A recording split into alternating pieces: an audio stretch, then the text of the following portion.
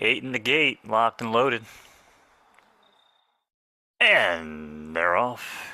Even start for all participants. Uteless gets the better of it, darts out to the lead from the inside along with Naturals.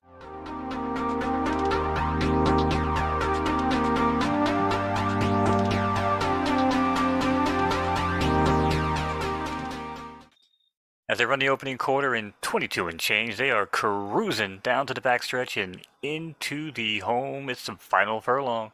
Lock of the evening now, by a length and a half ahead. No Inspiration, No Shot. Lock of the evening over No Inspiration and Marvelous Mitch.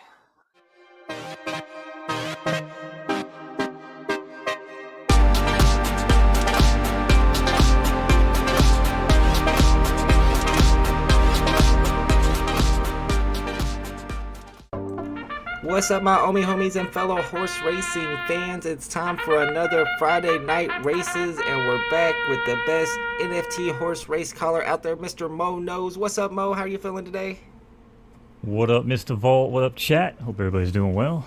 Mo's feeling funky today. I like it. Dub's liking the intro. Thank you, my man. What's up, True Stoner? He sniped a few new horses. I got a few new horses. I got some that I've bred, and I'm not able to race them yet. I got a couple that just became old enough to race, but they haven't been doing too well. So since that guy told me, I think it was Andrew MC, told me the infinite money glitch last week, I went ahead and used it and bought a 600,000 Derby horse, this Volaire horse. It's got some great stats. It's already ran 51 races. It's going to retire soon, and it hasn't been doing a lot for me. I mean, I think I've been getting, third, fourth, second. It hasn't been winning for me yet, but I mean, it's free money, so why not? I figured I'd check it out, and I got him racing in tonight's race. And we got a bunch of cool races going on. They got a lot of those grade 2 and grade 1s going on. So we thought we'd start a little bit early and call the first race that starts in 3 minutes and 25 seconds, if that's cool with y'all. I don't know if any of you guys are in this race. I'm not in it. I try to get into these races. If you know, and from the Discord, I let you guys know when it was time to start entering the races, the grade 1s for tonight. But I got a little too excited, and I entered all the ones at 7 a.m. instead of 7 p.m. So I'm not in any of the grade 1s tonight, but I'm in all the ones in between and all the ones between 8 and 9 p.m. What's up, Firefly Odyssey? I wonder if Firefly's been racing their horses. I know they got some nice horses. All right, so we got this first race tonight. This is part of their special races. I forget exactly what it was called. It's in the title. This is a grade 2. It's the Drunken Stins Mile. It's R8, so I guess that's an 8 furlong. And they named these after the people in the community. You have to earn, having one of these races named after you. Firefly's a spectator today. Pick up some more horses if you want to jump in these races. I think some of the ones between 8 and 9 are not full yet. But all right, so the first race is a grade 2. It's starting in 2 minutes and 30 seconds. We got Rainy from Stable 27. We got the Cat Going Wild. We got White Powder Puff from Ghost Stables. Dreaming Away from Ecurie Flamboyance. Meth Chamberlain from Poverty Ranch. Lunar Power from Drake Stables. Mother of God from Pocono Racing. The Queen's Foe from Crap 90s Footballers. I've never seen that stable before. We got one of these LTSs from Secretariat Stables. Prince of Persia from SoCal. Delta V from Big Brain Stables. Bill Burgee from Wolof Farms. Perlino Showgirl's Foe from Soulmate. And you can see the records over here. These are some fast horses. This could be an interesting race. This one's got 6 wins and starting off in a minute and about 45 seconds. I got a new feature that I added. What is it? We'll see. What happened is, that's all right. It's fine. It's no big deal. It's kind of funny when the cat goes wild. We got Firefly in the chat, and she likes it. What's up, Genuine? Genuine's here to do some racing. Yes, that time of the year where the ladybugs start coming to your house. We're out in the country, so we get ladybugs at this time of the year, and every once in a while, when I get in there, and the new cat has never seen a ladybug, so when he sees it, she goes wild and tries to attack it. I guess there's one on the blinds right now. Once she eats it, we'll be fine. So yeah, I do have a new feature that I'll show you guys once the race starts. Let me know if it's too loud. We got the bugle call. I know people have been calling for it. We need a bugle call to start these races off, so we added to the stream. We'll see if it works. I don't know. We haven't tested it yet. And then this next race coming up, I think I'm in that one. It's not going to be one of the graded ones, but there are several races in between each graded race, and I know a lot of you guys are in those because I know Dub's got some special names for his horses. Mo knows that he's waiting to see how you handle them whenever you do your call. I guess Oh boy. there's no limits to what you say, right? I've already seen a few of them. They're pretty interesting. I mean, I'm not gonna repeat anything. I'm not Ron Burgundy on a teleprompter, but you know, I do that keep it sometimes. keep it clean. Keep it clean. Sometimes I don't pre-read and I just end up reading the wrong comment. Ladybugs are a good luck sign. Oh, nice. Well, we got a lot of good luck then, because around this time of year they like to take over and climb on our walls. All right, guys, we got the first race coming up in 10 seconds. It's a grade 2, so this is kind of a big race, a major race. And let's get the call going. Let me know if that's too loud, not loud enough. That's the bugle call for the race. Here we go. Good luck, y'all. There on the track, it's post time here in the Friday Night Races opener. Full house, 12-horse field. They're locked and loaded. And away they go in the Drunken Stand Mile. Rainey shoots out to the lead from the inside along Bill Bergie. Back in third early, that's the runner in green, Lunar Power. And alongside him in between horses as well, that's Yerkery Flamboyant runner Dreaming Away. White Powder Puff sits in fourth, only about 3 lengths off the lead. And it's a half length back to LTS 99.24 and Mother of God in 6 and about 10 lengths off the leader early on. As they head around the opening turn, they ran it in quarter and change. Who's calling me? I'm working. Rainey takes him down the backstretch here, and now Luna Power pulls up alongside to challenge for the lead and takes the lead over Rainey at 8-1. And it's Dreaming Away now, pulling up in between for second. Queen's Foal buying their time in third as they run along this backstretch and head to the far turn. Opening half was 47 and change, and Lunar Power now opening up by 3. Dreaming Away coming to make room on the inside. Queen's Foal also showing interest. And all the way from the back, that's the horse in 12, Perlino now. But Lunar Power is challenged up front by Dreaming Away on the rail. As they hit the top of the stretch and head for home, 1 furlong to go, they're shaking them up.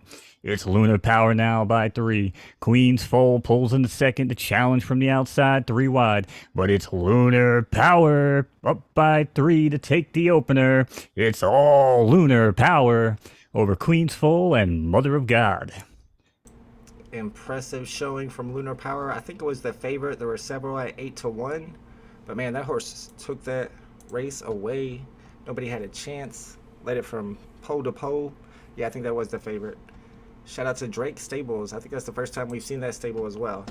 All right, guys, we got a whole 2 hours slate of racing to listen to watch, to hear Kobe call. I mean, I say Kobe. Speaking of Kobe, what's up, Kobe, in the chat, to hear Mo call. What's up, Ryan Corral? What's up, Agustin? Thanks for hanging out from Argentina. Good to see you here. Thanks for hanging out with us. We got Smarty here. Smarty, have you got any horses yet? You need to get into some of these races. Some of the ones between 8 and 9 are still open. This one only has 6 horses. Some of those, though, you can only put 6 horses into, so maybe that's the cap on this. Did I buy the Lords of the Ring NFT? No, it was very tempting. I thought it was a great looking NFT. I would have bought it if I wasn't getting ready to go to Decon and go on vacation kind of for a whole week. I need to save up some money. It's going to be expensive. Every penny counts. All right, so this is going to be a sprint. It's the Malacca allowance, 6 furlongs. I'm in this one. Dub Dollar's in this one. He's got a horse called Simpleton with 3 wins out of 5 races. Coffee. Let me grab my coffee real quick. Well, sorry. Speaking of coffee, yeah, no problem. Coffee Stables has a horse named Chateau. Silver Starlink has from Genuine. We got Genuine in the chat. Silver Starlink with 3 runs, 1 win, and 1/3. Not bad. Turco from my man Jacob Cook at S-. And then we got Super Dragon. This is one of my newer horses. I bought it off the market. I think the dad's name was Super something and the mom's name was Dragon something, so I put them together and called him Super Dragon. He hasn't done much for me yet, though. 7 races, 1 win, 2 seconds, and 1/3. And then True Stoner's got his horse in here. It's Cersei's Foal with 6 places out of 7 starts. That's not bad. You better start putting that horse in some maiden races. I got a few like that, though. They always get 2nd and 3rd, but they never win. 4:30 a.m. says Smarty. Oh, my goodness. You need to get you some coffee, my dude. That's early. Did you pick up the Lord of the Rings? Let me know. Sounds like you did because you were talking about it. I know a lot of people, I guess it was like a VV thing, though. Besides the VV fam, it seems like all the people that bought it were VV fam. But the $100 one did sell out. There's less than 1,000 editions. I mean, that's the one I would have bought. I don't want the one for 10,000 editions for $30. Even though it's cool, you get to watch the whole entire movie anytime you want. I don't know. If it's like the first movie NFT ever, maybe I should just pay $30 and buy it. Probably worth it. It does look cool. It is a very, very popular movie, and it's licensed. It's licensed by the licensor, the movie studio Universal, I think, or might be Universal. That was a smart pickup by you for sure. All right, this race, let's see. The favorite is going to be Dub Dollars Simpleton, and by quite a bit. Well, not by too much. Cersei's Foe down here, 4-1. It's got some S plus speed. I feel like start is really important right now because the horses that start off in first always usually end up either in first or in the top 3 or 4. So if you have a good start, you're probably going to place. My Super Dragon's got the double S speed. That's why I picked it up, but it's got S minus on the start. Got a good finish though. Turco got S plus on the start, even though it's a S minus, not a bad looking horse. And I've been looking at this a lot lately, especially with that horse that I just bought for 600,000 Derby, the Volaire horse. It's got great stats, but it doesn't have great preferences over here. And I'm starting to think preferences are really important. I need to be keeping my eye on those and getting ones with full 3 stars if possible all around. Smart Bass says, nope, I want it. I could buy the ultra rare, but I was sleeping, but I don't want the $30 one. Most will. Common and uncommon already are. Be under retail soon, except ultra rare. I wonder if that ultra rare will drop to retail. I heard it was at $150 right now. Yeah, I'm with you. I don't know if I want to buy the $30 one with 10,000 additions. It's quite a bit. Quite a bit. 10,000 additions for one NFT. Pass on that one. How do you want to do it today, Vault, by the way, with the DeLorean? I know you grabbed one. Did you get any better numbers? Well, I got 4, 5, 6, 8. I was one off. If I would have got 4, 5, 6, 7, that would not have been bad at all. I would have been able to get maybe 100 gems for that. But since I got 4, 5, 6, 8 and it wasn't worth a ton, and the price right now is under retail, I went ahead and kept it because it's such a cool looking NFT. Did you get one? Not yet, but I've been using Sleepgate. I mean, all week. My new schedule's got me sleeping through the drops. So Yeah, I Sleepgate. I wake up and get it for like half the market value. Pretty smart. Yeah, they were selling for as low as 50 gems right after the drop. Smart Bass says Decon Halloween drops. Yeah, they just posted. I don't know if you saw it, Mo. They just tweeted. VB tweeted about the next drop coming up on Monday. It's going to be Decon Halloween drops, and there's some cool looking ones. And they also posted when the airdrops were coming for their Pride and the Bond poster. It's going to be on October 31st. What's up, Fun Under the Sun? What's up, Ryan Hogan? Let's go. Comment, uncommon. Oh, yeah, that's right. There's 3 different editions on that $30 joint. It's like a blind box. That's true. All right, let's hit the bugle and let's go. Good luck, everybody, on this race. Horses are at the gate. It's post time here on Photo Finish Live. 6-horse field, they're locked and loaded. And they're off. Stumbled by the 3 in the Malacca allowance. Cersei's Foal, however, shows a better from the outside and darts out to the quick lead. Chateau joins him from in between horses. Back in third, that's the Dub Dollar Racer in red Simpleton. Then a break of 2 back to Silver Starlink on the inside. And Turco sits in fourth, and Super Dragon's the early trailer. Only about 8 lengths off the lead as they head around the opening turn here. Opening quarter running 23 and change. They're cruising, but it's all Cersei's Foal now, 2 over Chateau. Chateau tries to hold that lead on the rail, but here comes Silver Starlink on the outside and takes second. Simpleton now moves into third. Super Dragon also trying to make gain on the outside, 5 wide in fifth. And Turco still country mile from the leader. They ran the half in 46 and change. This track is on fire, and Cersei's Foal is shaking them up. Cersei's Foal now with 3 over Silver Starlink, not having their best day. Simpleton in between for third, but it's all Cersei's Foal. Cersei's Foal at 4-1 over Silver Starlink, Simpleton, and Chateau. Man, those horses were too fast for mine. They were flying. Shout out to True Stoner once again. As always, True Stoner's always killing it on the tracks.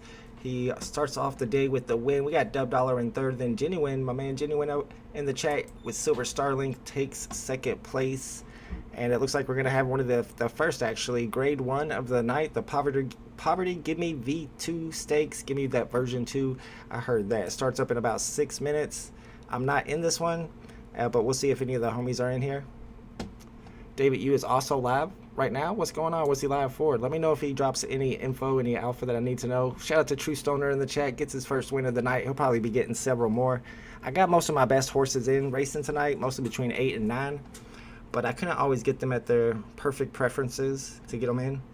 All right, let's see who's in this one. Like I said, it's a grade 1 and it's 11 furlongs, so we got a long race ahead of us.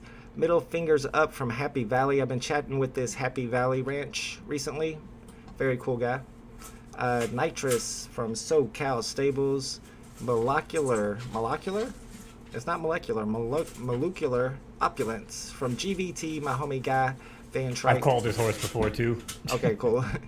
Flying Avalanche from Ghost Stable. We got a RDF horse from Secretariat Stables. Flying out the gate from Drake Stables. Lots of S pluses on these. Malcador Sigilite. That's on you, bro. That's on you, Mo. From Big Brain Stables. We got Watsit from Driney Park. Teza from Wolof Farms. Aluminum Pow Pow from Soulmate Stables and Appleby Fair. McWacky Racers. And then rounding out the field is Lucky Sun, Jax Stables. Alex and David lab on Twitter Spaces with yeah, they always lab with Magic in Metaverse.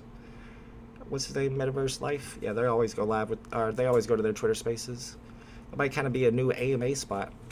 All right, let's see how much time we got. 4 minutes and 45 seconds, so we got some time on this one. Mo, are you excited about these Halloween drops coming up on Monday? Are you planning on going for them? You know, I actually didn't get a chance to see what the drops were. What are the drops? I'll pull them up for you. We got a little bit of time. We got like 4 minutes before the next race. It's they're all decon drops, and they're all kind of different. One of them has 2 characters in it. I'm wondering if it's going to be like animated, because that would be interesting. And then there's a cat, a gold cat that I like. Let's see. Let's get it pulled up here. All right. Boom. So we got some artwork here that's from Camille Garcia. So that's the same person who did the Vultura Macabras. And then we got the cat. I'm assuming that these are going in order. From Mike Egenart. The gold cat I like a lot. And he's holding a skull. They're like Halloween-y. And then this is the one with the 2 skeleton guys fighting, which is really nice, neat. I better be getting royalties on this one. Oh yeah, guarantee it. Yeah, that's my brother right there, man. Who's that? Look at him. The one on the right. That's Chuck. That's true. I didn't even think about that. We got Mo's family members. NFT about Mo's family members. I guess they're having a family squabble right now because they're about to fight each other. And then we got another Mo Knowz over here. It's probably going to be the secret rare, the ultra rare from Sket 1. It's a little ghost, but he's got a skull for a head. So that's cool, actually. I like that. Yeah, these do look really nice. And they're probably going to be very low editions. These are all blind box? I'm assuming this is blind box. They're saying, let me read it exactly. Starting Monday, we'll have a various Dark Macabre and otherwise Halloween-y drops leading up to the 31st. First up, the next installment of the DesignerCon 2022 collection. And the first installment of the 2022 collection was blind box and 4 different artists. So I think this will be blind box, and it sounds like they're going to have 8 days with 8 drops in a row leading up to Halloween. So these 4 right here are going to be 1 drop, or these are scattered over the course of the week? Those 4 are going to be 1 drop is what it seems like to me. Okay. Mickey K says, you going to Decon Anaheim? Yes, I am going to Decon Anaheim. I'm trying to figure out what hotel I'm going to. Me and VB Arcade are going to be probably going to the same hotel. We're trying to find the best deal that's not too far away. But then I decided instead of going home, I'm going to go to Las Vegas for about 4 days until the 25th. I'm bringing my laptop, though, so I will be able to stream from all those places. I'm not exactly sure. Is that going to be a Friday? We might have to miss that Friday, though, when we're at Decon. I don't know if I'll be able to do Friday night races that night. What? I know, right? I know. I don't know. I might be able to see. I'm going to download OBS so that I can stream.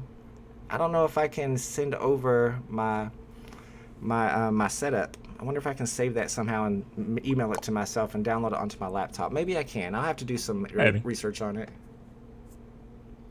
We'll figure out something, that's for sure. Mo, are you thinking about going to DesignerCon? I don't really travel much. I'd like to go. I really should have went to New York Comic-Con. I mean, that was a huge mistake. But I think I would just win for the BB, the gold BB thing like everybody else, and I would have felt like a scumbag. But yeah, I don't know, man. I probably won't go. Yeah, I wanted to go to the Comic-Con one too, because New York is actually closer to me than California for sure. I could have even driven to New York. But I don't know. I think I would like the DesignerCon stuff more than I would like the comic stuff. I've never been into comics much. I've gotten into them lately just because of Vivi, but before that I was never really into them. Firefly says I should stream my Vegas trip. If I had one of those cameras, where you just hold it and you could just stream the whole time, I could probably pull that off. It'd be interesting, but I don't have one of those, so probably not. But I was going to stream while I'm in Vegas. I'm not only in Vegas, but also in California, because I assume that all those drops are going to be before Designer Con actually opens up, because it's like, what, 8 a.m. in the morning is drop time in California. It's 11 a.m. for me. All right, let's see who the favorite is in this race. Looks like we got two at 8-1. Tezza and RDF 9923 from Secretariat Stables. Those horses are usually pretty fast. I try to breed with them when I see them in the area available to breed. Trying to get my breeding skills up. All right, guys, it's about to be race time. We got 11 furlongs on this one. We got Mo calling it. Let's get the bugle going, and let's get this race started. Good luck if you're in this race.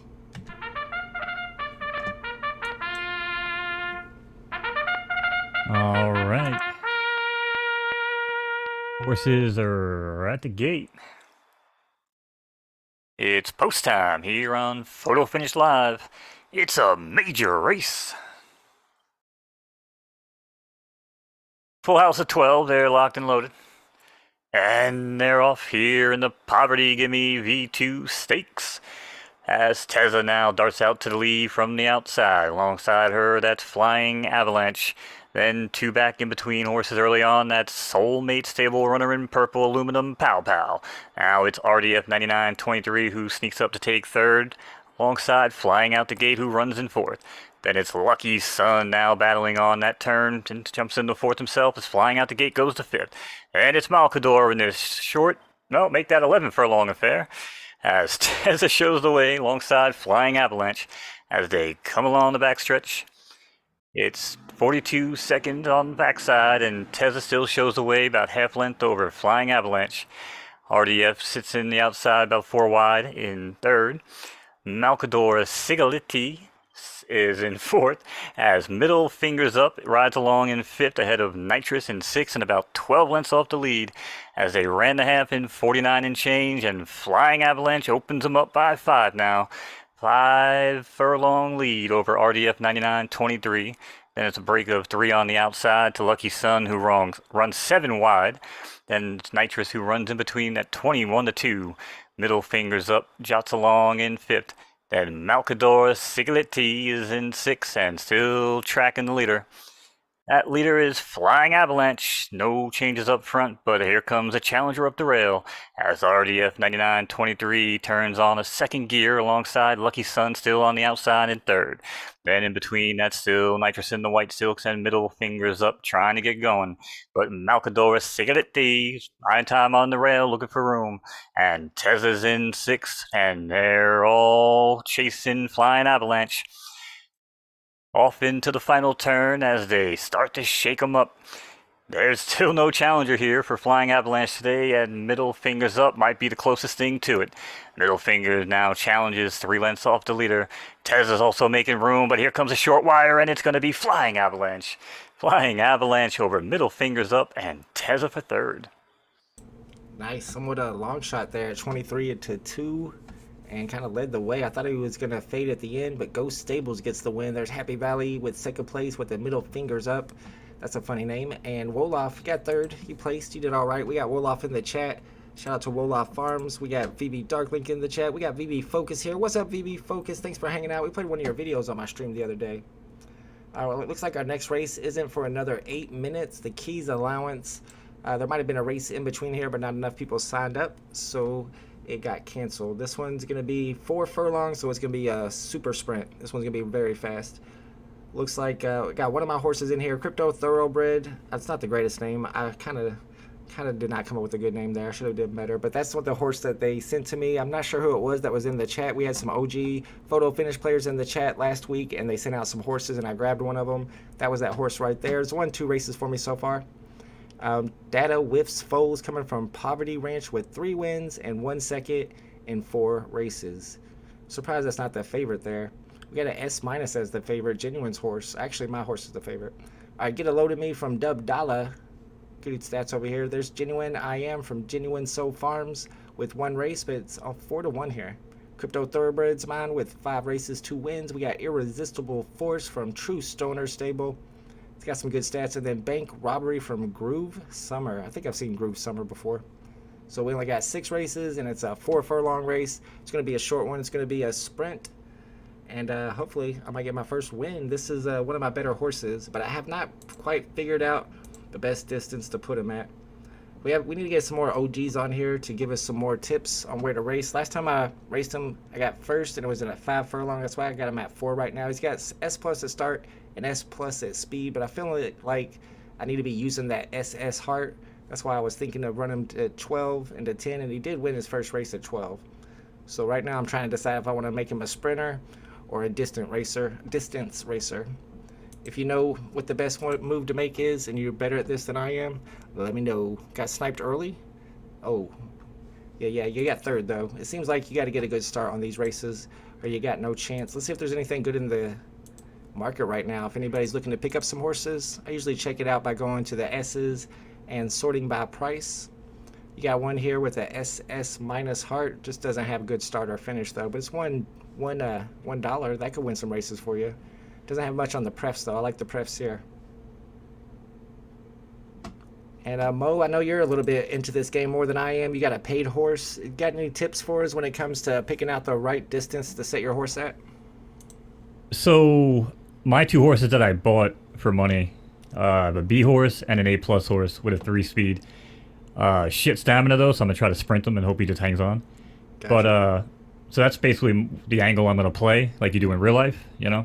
Right. I haven't had a chance to run them though, because by the time I bought them, they were already retired. So yeah, V2 I'll get a better idea. But I really do think, man, that the people behind this game and the way that they're talking, it's going to be as closely resembling real horse racing as we can get. You know what I mean? So. Nice. That being said, you know, there's going to be multiple angles to take. There's going to be different ways to, you know, play the races and different, you know, different restrictions and, you know, non-winners of 2 lifetime, non-winners of 2 in the past month. Because, I mean, that's a big deal. That's a big difference, you know? Oh, yeah, definitely. Yeah, and I definitely like those type of races where it's restricted to who can enter. And I was talking to the Happy Valley Ranch earlier this week, and they were talking about one of their horses, how every time it hit the rail, it would win that race. And I'm wondering if that is something in the algorithm or if that's just coincidence. He showed me a few races and how every time this one particular horse gets on the rail, he wins that race. But if he's not on the rail, he finishes out of the money. Do you think that's something that's probably built into the algorithm, or is that more coincidence? I would think it's 100% algorithm. Nice. I mean, especially in V1, they didn't really have much feedback as far as I understand. So yeah, I see a lot of that magnetic stuff too, where the horses will be running on the outside and they just kind of stick real quick like a magnet to the inside, you know? Right. Okay. Yeah, but I would definitely like to talk to some people who have been, you know, kind of diving into the numbers too. Yeah, they know more about it than we do. Genuine says here something about jockey combinations. Do we have jockeys in this game? I know the game that I played, Stable King, you had to have certain jockeys and certain horses, and you would match up jockeys with horses and get the right combinations, but there's no jockeys in this game, is there? Are there? Not as far as I know, and I don't know if they really Maybe that's going to be something in V2? plan on doing. That's a good question. I'd like to see jockeys for sure. Or maybe there's a default jockey for each place, so like the 1 horse always has the 1 horse jockey and the 2 horse always has the 2 horse jockey. Maybe it has something to do with that, and certain horses are better out of certain gates.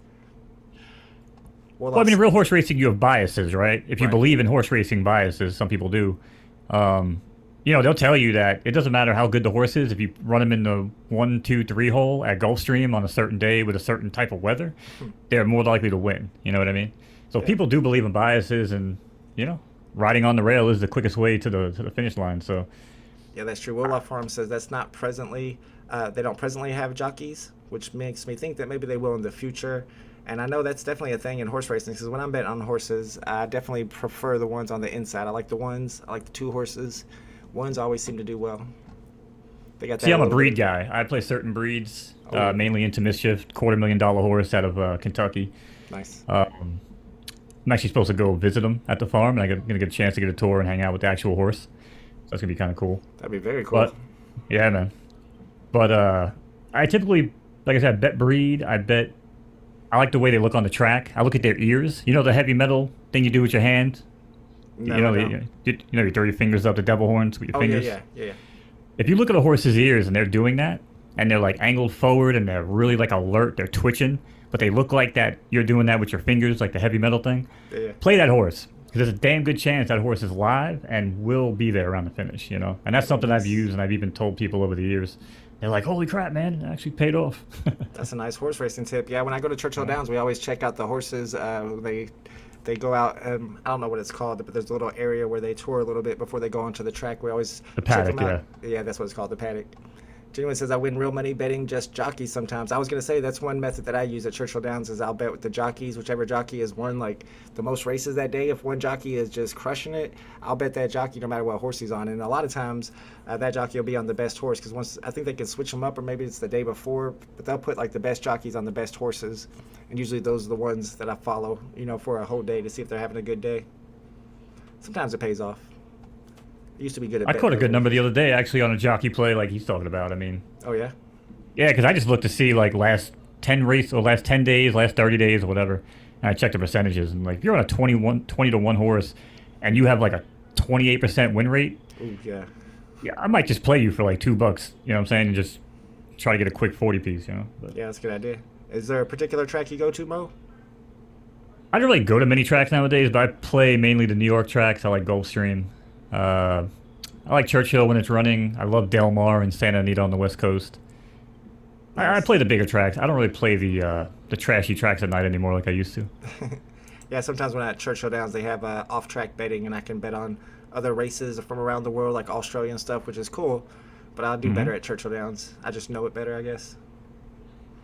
All right, guys, it's time for this Keys allowance for a furlong sprint. Let's run the bugle, and let's send it over to Mo. Good luck on this race.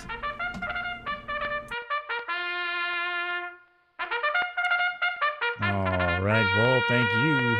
Horses are at the gate. It's post time. Oh, sure, my coffee. They're in the gate, and they're off here in the Keys allowance, and the announcer has coffee all over his lap.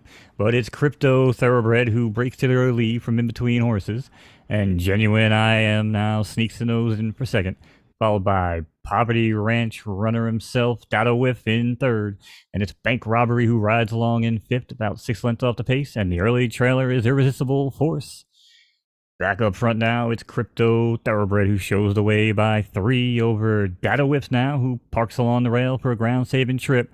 And this is a short 4 furlong affair. Don't blink, it'll be over. As they shake them up and head for home, it's going to be all Crypto Thoroughbred all the time. Wire to wire, Crypto Thoroughbred over Data Whiff and Genuine I Am. Let's go, I need baby. more coffee. Yeah, Mo, you might want to go ahead and take care of yourself. It sounds like you spilled some coffee over there. I got a little too excited for this race. I punched my cup when I went to go grab my mouse. Oh, no. Ouch, that's rough. Man, I hope you didn't break nothing like your keyboard or anything. Crypto Thoroughbred, I got my first victory of the night. Crypto Thoroughbred, that's a good-looking horse. It hasn't done much for me, but I think it's going to be a sprinter. I think I should have been sprinting it all along. You only got 2 minutes and 40 seconds, Mo, just so you know. I can't do it for you. I can't call this race because I do not have the skills that you got, my friend.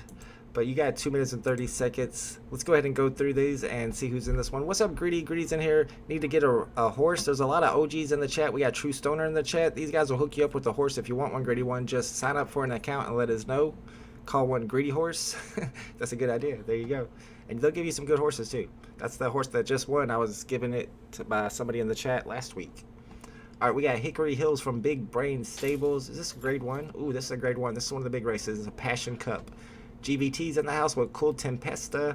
Secretariat's here with the RTF 9922. We got Bottlenose from Go Stables. 4-layer Lasagna from Ecuri Floyd Flamboyance. As Cool As from GBT. Guys, got a couple horses in this one.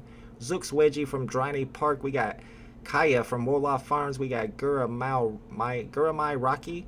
Maybe that's a wine. I know you guys said all these crazy words were wines last week. Guramai Rocky from Wimbledon Stables. 5 Backs Foe from Soulmate Simro Vandal from McWacky Racers. And Sokami Barada from Pocono Racing. 1 minute and 25 seconds before this one starts. True Stoner got 5th place last time. Sorry, bro. That was my horse right there. Crypto Thoroughbred. He don't have the greatest name, but he's a winner. Greedy One says, my wife is playing Sims right now. After she's done, I'm going to sign out. Let's go. Yeah, let her play those Sims, though. My ex-wife used to play Sims all the time, too. What's up with that? Is that like something that girls do? Not a very fun game for me. Not big on the Sims. Not big on Minecraft, either. My kid got into Minecraft, and he wanted me to build all this stuff for him.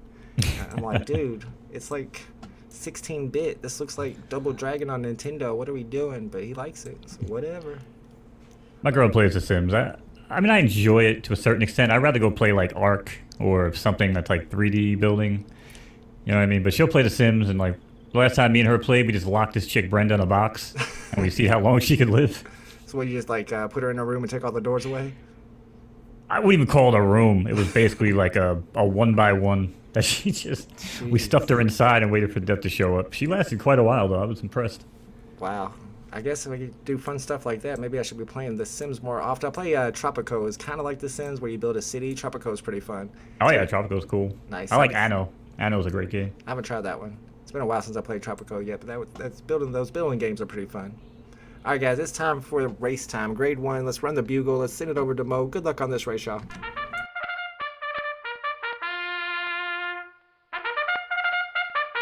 All right, thank you, Vault. It's post time here on Photo Finish Live Major Race.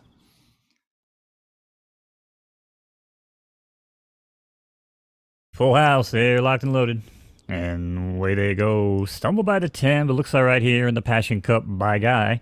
As RTF 99-23-24-33 gets out to an early lead.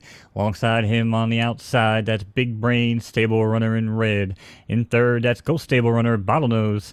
Cool Tempesta runs along in fourth outside the rail. Then it's Guramia Rocky in fifth, and Kaya's in sixth, trailing the leader here as they took the opening quarter in 25 and change. They're in no rush as they come off the first turn. It's Bottlenose now with a short lead over Hickory Hills, who fights along on the rail. Then it's back to RTF 99-22-24-33 Foles in third. Kaya rides along in fourth, buying her time 3 wide. Then it's As Cool As Ice in fifth, make it fourth over Kaya. Then it's 5 back, who's literally 5, maybe 15 back off the leader here. They ran the half in 50 and change, and they head along the backstretch into the turn. Hickory Hills now shows the way over As Cool As, and Bottlenose decides to drop into the rail in third. Kaya now in fourth, looking for room in between. Cyro Manville now is the new challenger at 17-1, but now is passed by RTF on the outside as they get ready to change them up here and hit the top of the stretch. It's all Hickory Hills and As Cool As. Bottlenose runs in third. It's Cyro Vandal now pulling out 4 wide, may have a shot here today. Then it's 5 back, who is now 5 back of the leader, and Kaya still runs in sixth. Hickory Hills, though, now opens up by 2 as Cool As starts to fall back into the pace, and Bottlenose now moves up into second. 5 backs also shows late interest here, but they better start getting moving because they're running out of time and running out of real estate as Hickory Hills opens up by 6 over Bottlenose. And 5 back still buys his time in third, looking to do something. RTF 99-22 in fourth, but they are heading for home, and there's not much going on here. As this announcer needs more caffeine, it's all Hickory Hills over Bottlenose. RTF 99-22 and 5 back. Hickory Hills with the win over the favorites. There was a couple of favorites over Hickory Hills, but he didn't have bad odds. Big Brain Stables, that's who stable that was. Bottlenose from Ghost Stables takes second, and then Secretariat Stables with another strong finish, third place in that race. And we got another one coming up in about 6 minutes. We got a maiden race. I was able to jump into this one myself. I got my horse Fat Daddy in this race. What's up, Crypto Cade in the chat? What's up, Crypto Cade? If you need to get you a horse, let us know. Sign up for a Photo Finish Live, and you'll actually be given a bunch of these Derby tokens. You can find some good horses on the marketplace. If you do, let me know, and I'll show you how. I thought you were talking about the horse fillies, not the baseball team. All right, let's see who's in this 7 furlong race, the Beaver Maiden. So this is a race where none of these horses have won before. We got Chopstick from Dub Dalla. It's got some nice stats over here for a horse that's never won. Wanda's Foe from Poverty Ranch. We got MJ's Dream from Genuine Soul Farms. One-Eyed Poppy from Almighty JC. My horse is Fat Daddy. It's got 7 starts and 0 wins. Sable's Stable with a horse named Bandit. I like that horse name. Big Brain Stable has Triss's Foal in this one. Cream Puff War from Groove Summer. I Am So K So What from the True Stoner Circle. Nice name, bro. And Rage the Kitty from SoCal Stables. Let's see who the favorite is. See some 8-1. This one right here, I think I'm So K So What might be your favorite at 15-2. Oh wait, no, we got 11-2 down here. Rage the Kitty with 6 runs, 1 second, 1 third. Looks like Rage the Kitty is going to be your favorite. There's a 6-1, and that's 5.5-1. Chopstick's your second favorite. Let's go. All right, we got 4 minutes and 30 seconds before this race begins. Let's do this. You got any other tips for us, Mo? Like when it comes to breeding horses, I've been trying to breed some, but breeding my horses together, the ones I own, is not working out too well because they don't match up. So I got to go with breeding horses off of the that are being studded horses. So I've been picking up some fillies and some mares off the market so I can start my breeding. And so far, it's not gone so well. You got any tips for me when it comes to breeding? I really haven't done too much on V1 again because I got in so late. And I think I told you a few weeks back. I mean, dude, I've been so hooked on that Rainmakers. That's the only thing profitable. It saved my entire year financially. Nice. But I've been so busy with that I was like, well, I'm a numbers guy, right? So I want all the data. I want to go analyze it later on. But if I waste my time for V1 and V2 comes out, I just wasted all that time, right? So I really haven't messed around. But when V2 comes around, you bet your ass we're going to be doing some experimenting. Yeah, that makes sense. Do you have like a particular strategy to start off V2? Because I don't know what to imagine how it starts off. I guess only the people with paid horses will be able to race at the beginning until they start selling off some of their foes, right?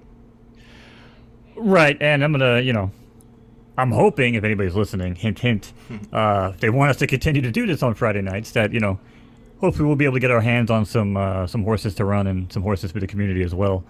So, but yeah, you're right. I think we will have an issue maybe in the first week of V2, but yeah, I don't know, man. I'm gonna try to breed mine. I have 2 male horses, unfortunately, so that doesn't really do any good, I guess. But so you had 2 male horses, so you won't I have really 2 be able male to breed. horses. Are you gonna plan on buying a filly or just wait until one hits the market? What's the plan there? So for the beta for V2, if someone puts one on like the play money market, I'll buy one. There you go. But I'm waiting for someone to just mess up, man, on Magic Eden. I'm waiting. So are the play money horses and the real money horses going to be like mixed in together? Because can't you like just use that infinite money glitch and buy all the best horses? I would assume that they're gonna patch anything that would not allow you to get infinite money. Okay.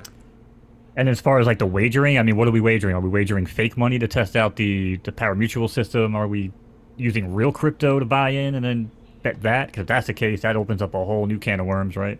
All right, that'd be interesting. Let's see what Warloff's talking about. He's got a little bit of information for us. First off, he said to make sure the stud is better than the filly when you're breeding. Interesting. Okay.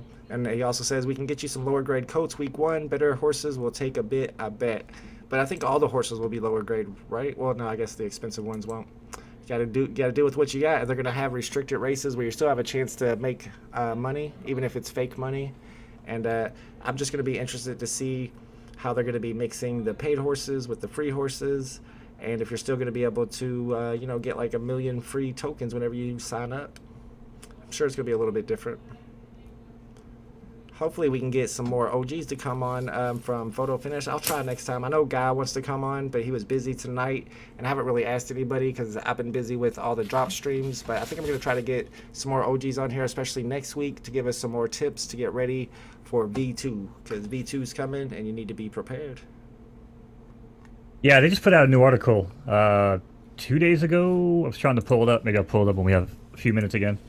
But kind of the same information reiterated, but yeah, I'm definitely excited, man. It sounds like they're doing all the right things, saying all the right things, Yeah, I did see some new announcements. I mean, look at every other marketplace, man. I mean, there ain't no other marketplace doing good, and last time I checked, these horses are going up. So, yeah. And somebody said they keep sweeping the PFP. I guess, is that on OpenSea, the PFPs? No, those are on Magic Eden as well. Okay, yeah, I hear they keep getting swept, the floors on those. Yeah, so I own one of those, so that'll give me some opportunity to get some crown token. Yeah, I have to find out more about how that works. All right, guys, it's time for the next race. We got a Beaver Maiden 7 furlong race. Let's get it started. Good luck if you're in this race.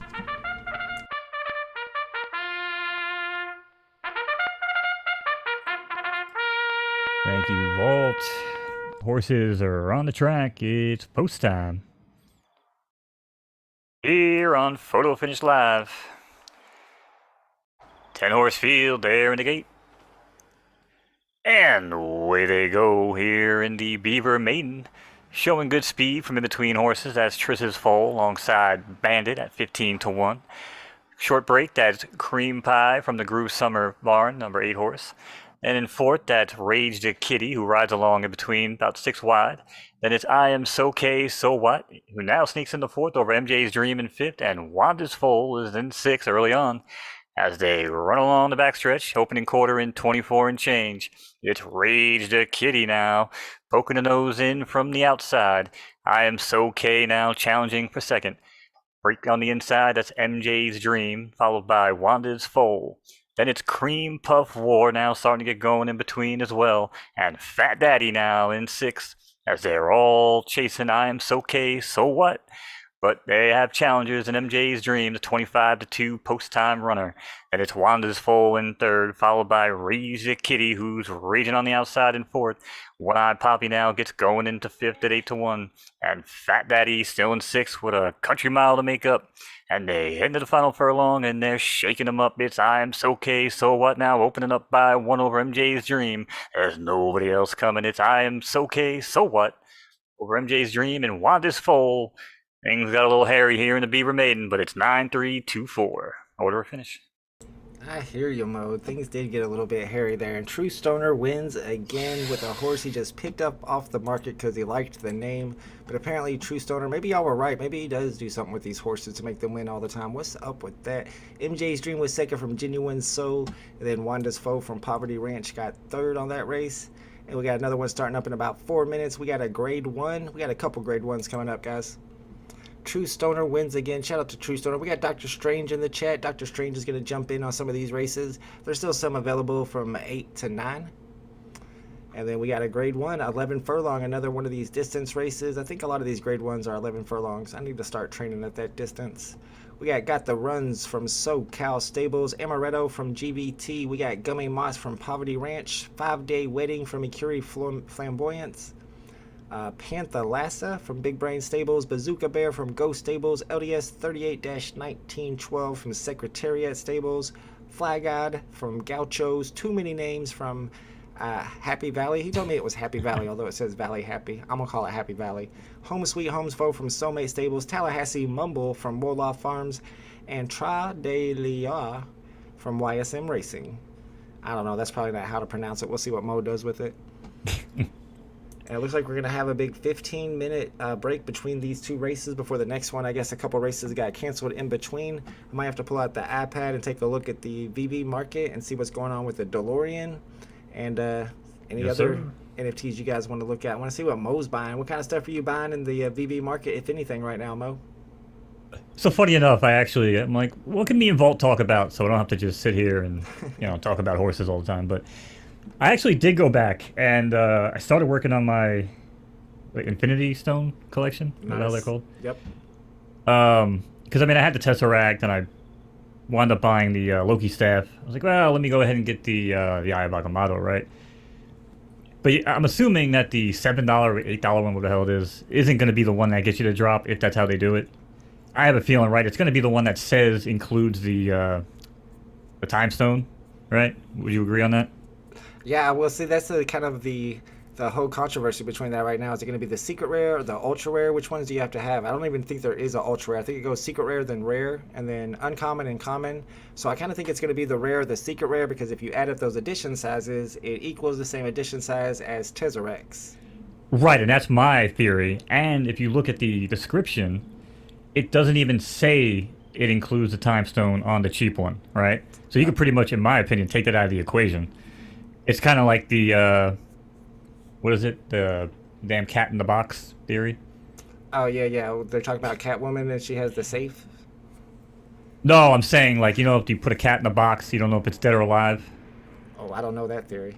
Oh, my God. I have one of these. It's like a cool little toy that my girl got. That sounds like anyway. Okay, apparently the photo finish live Schrodinger's is in the cat. chat. Yeah, They cat. don't know what you're talking about. That makes sense. I've heard of Schrodinger's cat, but I didn't look into it deep enough to actually understand what that was all about. So apparently it's about putting a dead cat in a box. But photo right, finish, and the idea is you don't know if the cat's dead or alive, right? So if you look at the cheap Eye of Agamotto, you don't really know if there's a stone in there. And it doesn't tell you that there is. but the second and the third one do. So that's why I'm kind of going with that theory. Well, if you zoom into it, you can actually see the stone. I know, but it doesn't say it. It doesn't say it. That's true. Okay, Photo Finish has a quick question for you. Wants to know what the project you said you've been playing that saved your year. Oh yeah, Rainmakers, right? What platform is Rainmakers on? DraftKings Rainmakers, baby. DraftKings. So I guess it's like fantasy football where you have to own the NFT to play it on your team.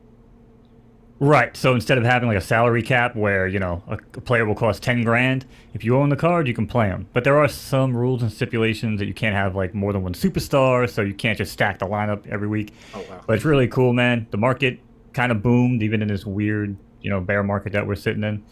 And yeah, if it wasn't for that, I'd be down a lot this year. Yeah, Mainly thanks to Vivi. It boomed for football season, but what will it do after football season should be interesting. We got the 5 seconds before this grade 1 starts. Let's hit that bugle. Let's send it over to Mo. Good.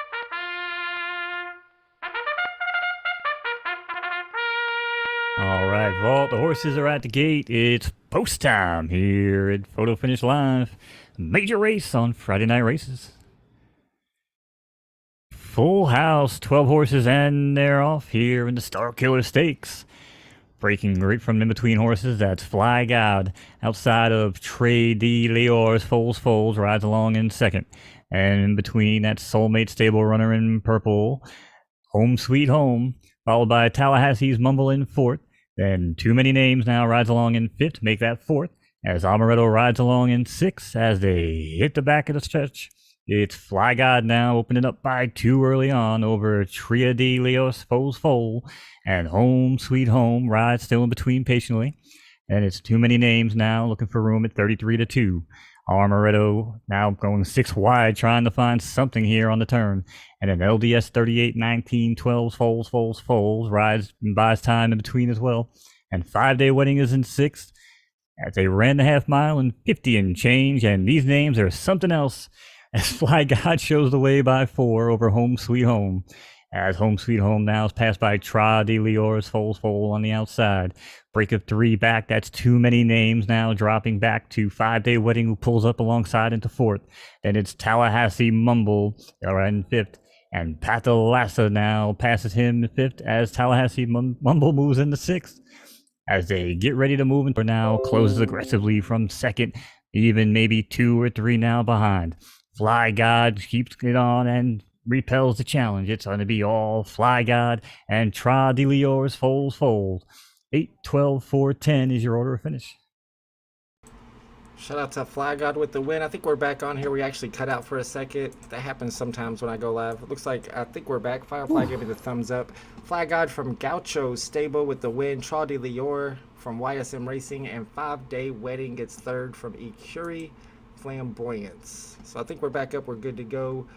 Sorry about that. And there's literally... Actually better off because I stumbled on so many of those. Those names were something else, man. Holy crap. Yeah, no, the Tallahassee Mumble was, I could tell, was messing you up. That's kind of a hard one to spit out. Looks like we got one more race before we move into the last hour of racing. This one is another Grade 1 to God's Anniversary Stakes. And it's still another 11 minutes away. So I do got the iPad pulled up if you guys want to check out the VV market, see how that DeLorean is doing from today's drop, and check some other. Real quick, Walt, if I can follow up. If I can follow up from before the race, you know, it's a good point because you said what's going to happen after the season, right, for DraftKings Rainmakers, and I totally agree. Which is why I've pretty much cashed out of like 50 to 60% of my portfolio at this point.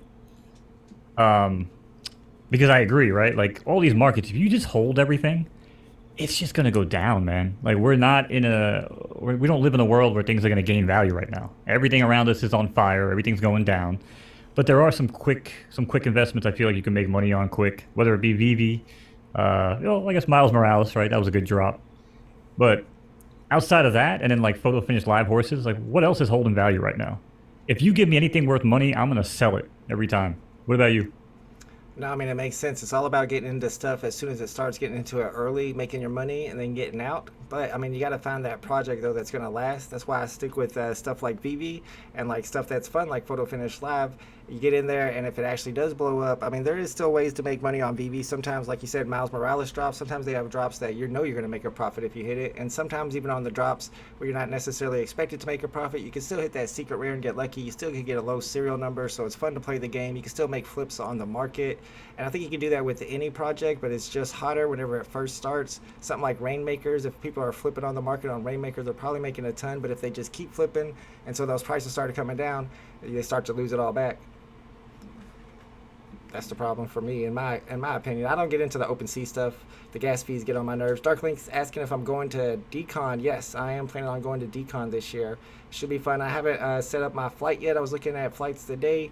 They were super expensive, not what I expected. Last time I flew, it was $99. Now this was pre 9/11. I'm an old man, but I was not expecting those prices. But yeah, I told my mom about it, and she was like, "Oh, I'll find you some good flights." She's good at that stuff. So yeah, I'm planning on going. We're gonna go to Vegas afterwards for a few days too. So we'll have a nice little 6 or 7 day vacation. Very excited about that. All right, Mo, we got a few minutes before this one starts. We got another 9 minutes. I got the market pulled up, the VV market. It looks like the DeLoreans are down to 65 gems. My original price prediction on those were 69, but then we found out that they flew around and they hovered and everything, so I decided to hold on to mine for sure, and I even put my prediction up to 175, but I don't think that's going to happen. It looks like it's going to stay around that 65 to 69 price point. Look who we found on the market right here. We looked at the second thing we looked at, and True Stoner 420 undercutting people on the floor. What's up, True Stoner? Just playing, man, just playing. I might actually buy that from you. I've been wanting to get that Miles Morales back. I sold my rare. Firefly says, to find cheap flights, use Skyscanner. You're the second person that told me. In an incognito window. Why does it have to be incognito? Are they tracing my IP? Skyscanner traces your IP, and I want to use them to find flights. All right, if that's what you say, then I'll try it. Sounds legit. What are you doing? What am I doing? Like, Oh, I'm talking about how I'm gonna find a good price on a flight to California, because I don't want to pay $1,000 to fly there and back. This sounds a little expensive to me. Maybe that's just me. Maybe I'm old. All right, yeah. So Todd McFarlane's at 1,100 right now, but there are a lot at 1,100. I could see that going down from there. There's a nice serial number for a Todd right there on the floor. If you're interested in buying those, I need to get my Todd back.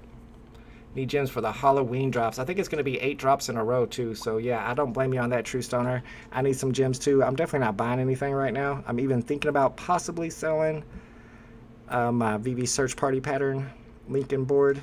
It's up a little bit from where I paid, and I got a special serial number too. I might actually list that right now, like in this area, since it's number 101. See if anybody pays it. I'll go 375 on it. It'll be like a 100 gem profit. Then I'll have some gems for this week. If we got 8 drops in a row, it's gonna be a long week. I don't see that new one on the market yet, so we're not gonna have any drops this weekend, Saturday or Sunday. We're going to find something fun to do, maybe a live stream, maybe I'll do a video or something. Then Monday, it looks like we're going to start off with 8 Halloween-themed drops in a row. Should be interesting. So at the risk of getting an angry text from my girlfriend right now, if she's listening or watching, if you were going to move a decent amount of money into VV right now, because again, I don't trash talk VV, but I make fun of it a lot because it's just in such a bad space, in my opinion. But I do believe in them long term. That's why I was getting at before. If you would throw money in right now, like say, I don't know, $500, what are you buying? You buying Amazing Fantasy 15? You buying something else? You buying Miles Morales? I'm definitely not buying Amazing Fantasy 15 because it's hyped up right now. So is Miles Morales, although, yeah, I mean, I think it's probably going to come down from here. The stuff I'd be looking at right now, and one that I'm even thinking about buying myself if I didn't have to wait for like 8 drops in a row possibly coming up, is this first appearance Harley Quinn, because there's only 43 left on the market. It's only 105 gems. I would be looking at, I mean, if you're talking about buying stuff that you can get cheap now and hold long term, I'd be looking at like first appearance Joker and first appearance Harley Quinn. Or I would just pick up the Disney Golden Moments. They're probably going to keep dropping because the edition size is so high. But when the market pumps, it's going to be unpredictable. It's going to be like one announcement or one big tweet, and then everything's going to pump. And whatever you're holding is what you're holding. And right now, you can get Elsa for 265 gems. I mean, 5 minutes after that pump starts, you're going to have to pay at least 400 for it. So it's all about what you're holding at the time of that pump. And I want to make sure I don't own any golden moments right now, but I know those are the ones that everybody wants whenever the pump happens. So I plan on starting to buy mine pretty soon. I don't know if we're at the floor yet, the bottom. That's what you want to do, is buy those golden moments at the bottom. The question is, when is the bottom? You kind of got to guess that. Man, if we haven't hit the bottom yet, we're in for a hell of a ride. It can't go much lower at this point, right? Like the old fucking the limbo stick, right? How low can you go? I don't know, my Aston Martin's been holding up pretty well. It went down to like 1,400. It's back up to 1,575, but it's 2 away from 1,700. And we got such a cool group of people. There's only, 420 of those available to the public. Less than that, 417. And all those dudes are like diehard fans of it, and we're not selling. So I feel like that's a good investment. That one I don't mind holding too long term, because I know the guys that own it, and all they're doing is buying more of them. But that's what kind of gets me with a lot of this stuff and the way that BB's been handling things lately. I mean, I feel like scarcity is always going to be king, which is why, like, if you look at like the Harley Quinn, right, the DC, I don't like how they toss around their license, man. That's true. Like, I'd much rather put it, like you said, in golden moments, and I'll bank on those because it's Disney, and they might be a little crazy in the state of Florida, but I do trust Disney long term, the same way I would always put money into the NFL. These two businesses aren't going anywhere. I don't think VB's going anywhere, Yeah, that makes sense. And we know that Disney is focused on the metaverse because they keep talking about how they're investing in it and hiring lawyers for it. So they're dead-eye focused on the metaverse. So their NFTs are going to have to be valuable. There's just no other NFTs. You can't get Disney NFTs anywhere else. But like you said, DC NFTs, literally you can get them pretty much everywhere. Hero has them, DC Bat Cows. They're on Palm NFT. Yep. They're everywhere. And that's what I'm saying, right? So I know the rumor is right. We might be getting DC Comics, and I kind of hope we do. I think it would be great for the app. But I don't know, man. Like, if it's not scarce, it's not going to matter. And I think that's why Miles Morales does good. I know everybody else probably knows that in chat, right? Scarcity is going to be king, man. And I don't trust a lot of these. You know what? Nowadays, they've actually been scaling back, right? The comics aren't 30K runs. They're trying to do 20s and 10s, right? Sure. I think they understand that, man. Like, they have to. And we don't have the user base because the bots are gone, supposedly. I just feel like they're doing things right, man. But you got to trust these guys long term. You have to. Yeah, absolutely. And I think scarcity was a play like short term. But whenever we get like mass adoption, I don't think the numbers are going to matter that much. That we're going to want to get the IP. So I always say that when we're in a bear market, you want to go with scarcity over IP, but when you're in a bull market, you want to go with IP over scarcity. So my plan is to grab the scarce stuff, hold the scarce stuff for now, and then whenever the pump happens, if I don't hold them already, to start picking up the IP, the Disney stuff, the first appearance of Marvel characters, secret rares like Deadpool and Black Panther. They're really cheap right now. What's up, English? Thanks for hanging out with us. He says, Lincoln Design confirms 20% discount. Just email with proof of ownership of the set. A 20% discount, so I can get a physical VV Search Party skateboard for 20% off if I have the whole set. I can't skateboard though. I might break my neck. My kid'll skateboard. I mean, that sounds pretty cool. I've never heard that before though. Did they announce that on Twitter? Is that brand new information? I didn't know that was a thing. That's actually pretty cool. Apparently if you own that set, you can get 20% off of an actual deck from Lincoln Deck Company. All right, guys, we got our last grade 1 of the night, so I think this is kind of like the Kentucky Derby, the main event, the D-Gods Anniversary Stakes. This is a 11 furlong distance race. We already went through these? No, I don't think we have. Let's see who we got in this one. These are all the best horses in the game at this point, in my opinion. Look at these records over here. We got Cagliostro from GBT. Thanks, friends. We got Louis from Stable 27. Tawana Donkey Show from SoCal Stables, Methel's Foe from Poverty Ranch, Category 3 from Pocono Racing, USS Alaska 2.0 from Ghost Stables. We got Jellica from Big Brain Stables, Ali Diaz Foe from Crap 90s Footballers, Nagy Perlino from Drake Stables, LTS 9924 from Secretariat Stables, Lagunas from Wimbledon Stables, and Dum Dum from Wolof Farms. I mean, not all of them are great records. The ones up top are some pretty good records. I see Louis here with 22 races, 7 wins, and 7 second places. That might be my favorite to win here. Category 3 is looking pretty good on the record.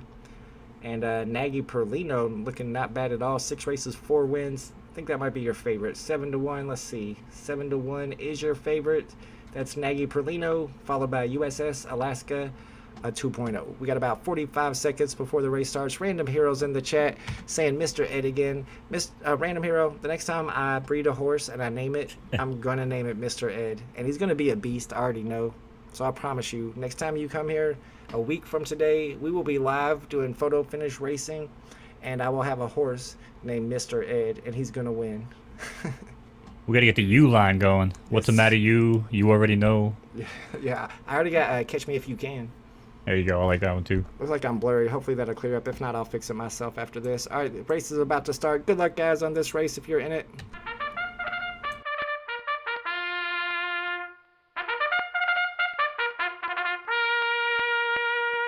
All right. Horses are at the gate. It's post time here in this major race. Full house, 12 horse field, in the rain, locked and loaded. And they're off here in the D-Gods Anniversary Stakes as Ali Diaz foals, breaks well from in between horses. Alongside him, that's USS Alaska. Then comes the big brain stable runner in orange, that's Jellica in third. Then it's Lagunas now who pokes up into third over Louis in fourth. Then Dum Dum rides along in fifth from the 12 hole. And it's LTS 9924 and Tijuana Donkey Show rides along in sixth as they head around the first turn here. The opening quarter in 25 and change. It's a duel up front between USS Alaska 2.0 and Louis on the inside. And Lagunas now, break of three, starts to get involved and comes up four wide on the outside. Then it's Dum Dum, half length off of him. Break of two, that's LTS 9924 from between horses. Then it's Nagy Perlino slopping along in the rain here as they hit in the backstretch and into the turn. The half was running 49 and change. No change up front, however. It's USS Alaska 2.0. Louis in second on the inside. Now Louis pokes ahead in front. Dum Dum starts to rev up from third on the outside, but it's got to make something happen soon. And it's LTS 9924-1844's Foal in purple who rides along in fourth. In fifth, that's Nagy Perlino now in between horses and starting to make a move. Then it's Tijuana Donkey Show, still spotting them 12. And they head along the backstretch one more time in this 11 furlong affair.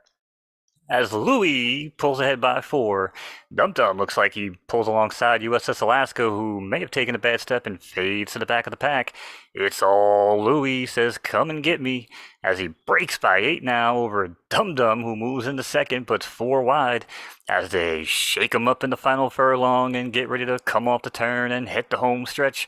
Louis now is out of gas. Here goes Tijuana Donkey Show. You got to be 18 to get into that one. And LTS 9924 makes a move on the outside, and USS Alaska also getting involved, but it's Tijuana Donkey Show repelling all challengers, and it's going to be Tijuana. No, it's Tijuana Donkey Show over USS Alaska and LTS 9924. Wow, what a finish! That was close. I thought he might have came back and won that, the 6 horse, but no, it's Tijuana Donkey Show. SoCal Stables with the win. USS Alaska 2.0 from Ghost Stables got second, and then Secretariat Stables with third place. That was a nice race. That was close too. Will I had a hard time keeping that PG-13, man, because I know. I almost went somewhere else with that one. Hey, we're just getting started. We haven't even got to Dub's horses. He named them just for you. What's up, Big A? Yeah, that name is ridiculous. I know Dr. Strange was in the chat and was asking about how to breed the horses. We got a few minutes before. Whoa. Am I on the wrong race? Yeah, I think I'm on the wrong race. Sorry, we got a few minutes before the next race starts. So what you want to do to breed these horses is they have to be retired. If your horse is not retired yet, you can't breed it. You can actually retire them early so that you can start breeding them. I retired one of mine early. And as long as they're retired, like this one is right here, it says it's retired. Well, it doesn't say it. This one says it's retired. So this one I can actually breed right now. It's a filly and it's retired. So as long as they're female and retired, you can click on it and you can click breed horse. So if you have some horses in your stable that you want to breed it with, you would have to put them up for studying, and I'll show you how to do that in a second. But in this case, we're just trying to find a good mate for this rare blood horse, and it runs on left dirt and soft. So I usually go to the S listings, and I'll go through here and look for ones that are left dirt soft, and I would probably try to be working on her stamina and her speed. So looking for stuff that's left dirt soft and has good stamina and speed. And then you also want to look into the bloodline to make sure you're not inbreeding. So let's look at rare blood, and I'll show you the bloodline. You just want to make sure you don't have the same horses in the bloodlines here. And then also, if you have a male horse that you want to breed, you don't get the foal, you don't get the kid if you breed a male horse out. So let's say that this horse right here is studding, it's retired, and I wanted to breed one of my horses with it. So I'll put it up for studding. There's be an option here. Right now it's already studding, so it'd be put this horse up for studding, and then you would charge a fee for it. So say I want $10,000 anytime a horse wants to mate with my stallion. So they would have to bring their filly and pay $10,000 to get the baby, and then of course the female horse, the owner of the female horse always gets the baby. So you want female horses to grow your stable, and you want male horses to get your money and to win your races. Is this starting right now, or did I go to the wrong one again? Yes, I did. All right, we got a race coming up in 1 minute and 51 seconds. It's the Monon Restricted Stakes. Wait, am I on the wrong race? I don't know. Why is it doing that? Maybe there's a glitchy. Let me go back and check again. Awaiting results, I guess. Wait, did we maybe that was going off while the big race was going off? They might have overlapped. We might have missed that one. Sorry if we missed that one if you're in it. We'll find out who won in about 1 minute and 28 seconds. True Stoner says, man, I need to enter one of these big races. Maybe I can win and they can name one of the races. The Stoner's Cup. That would be dope. I'll show you guys how to enter those. I try to let you know in that Discord server, the Photo Finish Live channel. It's usually the day before at noon is when they all open, and they fill up fast. All right, so we got another race starting in 1 minute. We'll go straight to that one after this. We'll go back in between these two races and see who won the Monon Restricted Stakes. But we got the Hudson River allowance. Yeah, I'm not sure what happened with that last one. This one's at 5 furlongs, so it's going to be a sprint. And we got some Omi homies in here. We got Dub Dollar with the Craven Moorhead. See, I told you. Almighty JC from Orange Flush. My horse is called Patek Phillip. We got Disco Cheese from Mick Wacky Racers. Hot Cupcakes Foe from the True Stoner Circle. Cheddar Slicer from Big Brain Stable. Swiss Cheesy from La Playa Farms. And Nat Turner's Berna from Doc's Gin Labs. What's up, Dr. Strange is in this race. Did you buy a Lord of the Rings NFT? No English, I didn't, but I think it's a good buy. We were talking about that earlier. I definitely would have liked to have gotten the $100 one. The $31 one's probably still a good buy, but I'm saving money for my decon trip, so I'm going to have to resist the temptation to buy one of those cool NFTs. I'm not even a huge fan of the movie. If it was like Matrix or Back to the Future, probably would. All right, it's some weird blockchain too, isn't it? Yeah, it is actually. Good luck, y'all.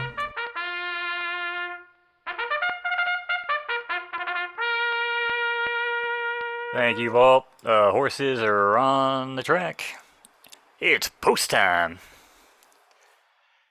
8 in the gate. They're locked and loaded. And they're racing here in the Hudson River allowance. Cheddar Slicer breaks well from in between horses. Also showing good speed, that's Swiss Cheesy. And alongside in third, that's the Vault Blue. Call him Patek Phillip. Then Craven Moorhead now pops out in the fourth on the rail. In fifth, that's Hot Cupcakes Foal riding along. And Nat Turner sits in sixth early on, about 7 lengths off the leader. Quarter mile in 23 and change. Don't blink and this is over. It's a 4 furlong race as they're already at the top of the stretch. As Cheddar Slicer now is being negged on by Patek Philippe. And Hot Cupcakes Foal is in third. Disco Cheese now starts to gain stride from fourth and in between horses, but they're in the final furlong and they're shaking and baking. It's Patek Phillip on the rail and Cheddar Slicer on the outside, but it's going to be Patek Philippe. The Vault legend himself takes one home for the Gipper, and it's 3-6-4-8. Order of finish. Shout out to the Gipper, Patek Phillip with the win. Let's go. You're the Gipper. You're the Gipper. Shout out to me. I didn't know. I'm the Gipper? I don't want to be the Gipper. All right, Patek Phillip. I got the second win of the night, so that's not bad. Cheddar Slicer from Big Brain Stables and Disco Cheese from Mick Wacky Racers rounds out the field. All right, let's go back and check to see who won the race I had with Master Spy in there. See if, I'm sure some of you guys were in that one as well. The Monon Restricted Stakes. Looks like Silver and Gold from Genuine got the win on that. Vagabond from Dub Dollar got second. Yin's Foe got third. I got fifth on that one. And it looks like Rivera Ranch, True Stoner were in this one as well. Soulmate and Almighty JC. Doc was in there. Dr. Strange. We got another race starting up in just a couple minutes. Let's go to the upcoming races. Thank you, True Stoner. Doing better than I did last week. Last week I think I only won one, so I already got two for this week. Feeling better on that. All right, the next one is the Kern Restricted Stakes, 9 furlongs. We got Dub Dollar in this race with Off the Grid. Almighty JC's got You're My Boy Blue. I like that. I like it. Here's my wine horse again, San Quenan. One of my better horses. Scream Cheese from True Stoner. That's a good looking horse with the S plus over here. We got Mountie Fade from Big Brain Stables. Black Lady RDF from Red Nose. I haven't seen that stable before. Serial Killer from Wolof Farms. I like that name. Roquefort's Foe. This La Playa Farms always has some hard names. Roquefort's Foe from La Playa Farms. Ricky from Soulmate Stables. That's so much easier. Just name your horse Ricky. Flying Apple from Tutberry Stud. Bring Me Home Baby from Genuine Soul Farms. And So Call Me Sunshine's Foe from my man Doc Strange. He's got a 2-year-old filly in the field. It's got an A though. I don't know if I'd be messing with those A horses. I'd be going S or better. I don't even mess with S minus horses much anymore. But we'll be switching to B2 soon, and then they're all going to be like D. I think they're all going to, well, I guess the ones you pay for won't be. It's going to be hard for us guys to get good horses. We have to keep There's still going to be some RNG in place, though, right? I mean, again, you just can't have an algorithm like other games do where, you pretty much just print money with it. I mean, I really feel like these guys are going to have something up their sleeve to, like, hey, maybe you breed these two and you get lucky and get a super horse, They did say that was a possibility. They called it a unicorn. Yeah. I mean, who knows? Maybe maybe the horse semen like tipped over and fell into another one and they got like double the power now. We don't really know what happens behind the scenes, but yeah, I really hope they do that. Something like that. They might even have a marketing push right before V2. We might get a bunch of new users, and now that we understand the stats and the preferences and everything a little bit better than they do, that'll give us an advantage. Yep. Absolutely. All right, guys, we got 50 seconds before the next race starts. Let's see who the favorite is in this one. I see one at 7-1. Serial Killer is the favorite from Wolof Farms. That's kind of a VV horse name. We got a set called the Serial Killers, and it's spelled like that as well. Let's see what else we got. 17-2 here. San Quenan, that's my horse, so that's like 8.5-1. But Serial Killer is your favorite. Ricky is the second favorite. 9-1 for Flying Apple. We got some good horses in this race. Should be interesting. All right, guys, race starts in about 20 seconds. This was a 30% predicted chance of rain, but it did not rain, so that's going to help the firm horses on this one. If you got a soft horse, you might be at a little bit of a disadvantage for that reason. Let's play the bugle and let's send it over to Mo. Good luck if you're in this race.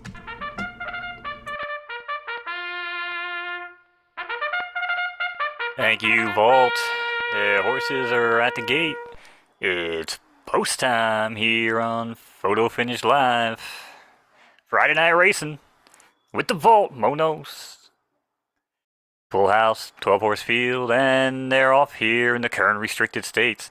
Stumbled by the 11, looks to recover, but Ricky got the better of it and darts out to the lead from in between horses. In second, that's Off the Grid, which, by the way, is a great album, 80s synthwave album from Monos, if you never heard of it. And then comes Cinque Non, who rides along in third out of the Vault stables. Followed in fourth, that's Scream Cheese and the Yellow Silks at 10-1. Then comes Serial Killer, who rides in between horses in fifth. And Flying Apple sits in sixth, about 9 lengths off the lead.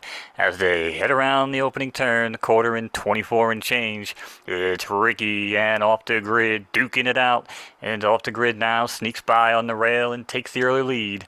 It's Off the Grid opening up by 2, make it 3 now over Ricky. Cinque Non gets moving now and pulls up in the second alongside Flying Apple in third. Then Scream Cheese also getting involved. You're My Boy Blue starts flying 6 wide on the outside. Mountie Fade has a country mile to make up here as he spots him 10 in the lead. Off the Grid opening up by 4 as they continue on the backstretch. Off the Grid now spot 3 by Cinque Non, the 17-2 runner. Then comes Serial Killer in third. Mountie Fade still mounting a bit in fourth. You're My Boy Blue patiently buying his time on the rail with a ground-saving trip. But Off the Grid, as they shake him up Off the Grid, shows no mercy and starts to pull away over Cinque Non. Serial Killer is starting to dig up some dirt on the outside, and he's 6 wide, but he's a challenger. Off the Grid looking to hold on to combatants, but it's going to be all Off the Grid, the greatest 80s synthwave album of all time, over Serial Killer and Cinque Non. Shout out to the Off the Grid album. I haven't heard that one before. Mo, you're going to have to send that to me. It sounds awesome. Off the Grid from Dub Dollar. I was curious if he named that because of my album. That's why I was like, people are messing with me. I mean, it is Dub Dollar. He probably did. He said he had some names to mess with you, so I bet he did that. He purposely said he was going to put some names just to mess with you, Mo. So that makes sense. Maybe that's what's happening there. It looks like we got another race starting up very quickly in a minute and 30 seconds. It's a super sprint, 4 furlongs, so it's going to go super fast. I got my sprinter horse in there, although it's not the perfect preferences. It says, congrats, Dub. Yeah, good win for Dub right there. All right, let's see who we got in this one. We got 1 minute and 17 seconds. We got a horse here from Dub Dollar. I'll let you handle that name. Carnigan from Coffee Stables. Max Boom Eclipse from Revere Ranch. My horse, my sprinter, Will Be Famous is in this one. Mackie B. Diva from Stretchmore Stud. We got Coated Sweet Sugar Koa from Bunker Hill Most Stables. Madeline's Foe from Roman Road Racing. See My Dreams from Red Knowz. I think Red Knowz might be my man Chronic. He's in the chat. We got TRE from Onyx and GBT Explorer 7 from Doctor Strange. That's one of those horses that Guy Van Trike sent over to me, and or actually Tyke, and I sent over to Doc Strange.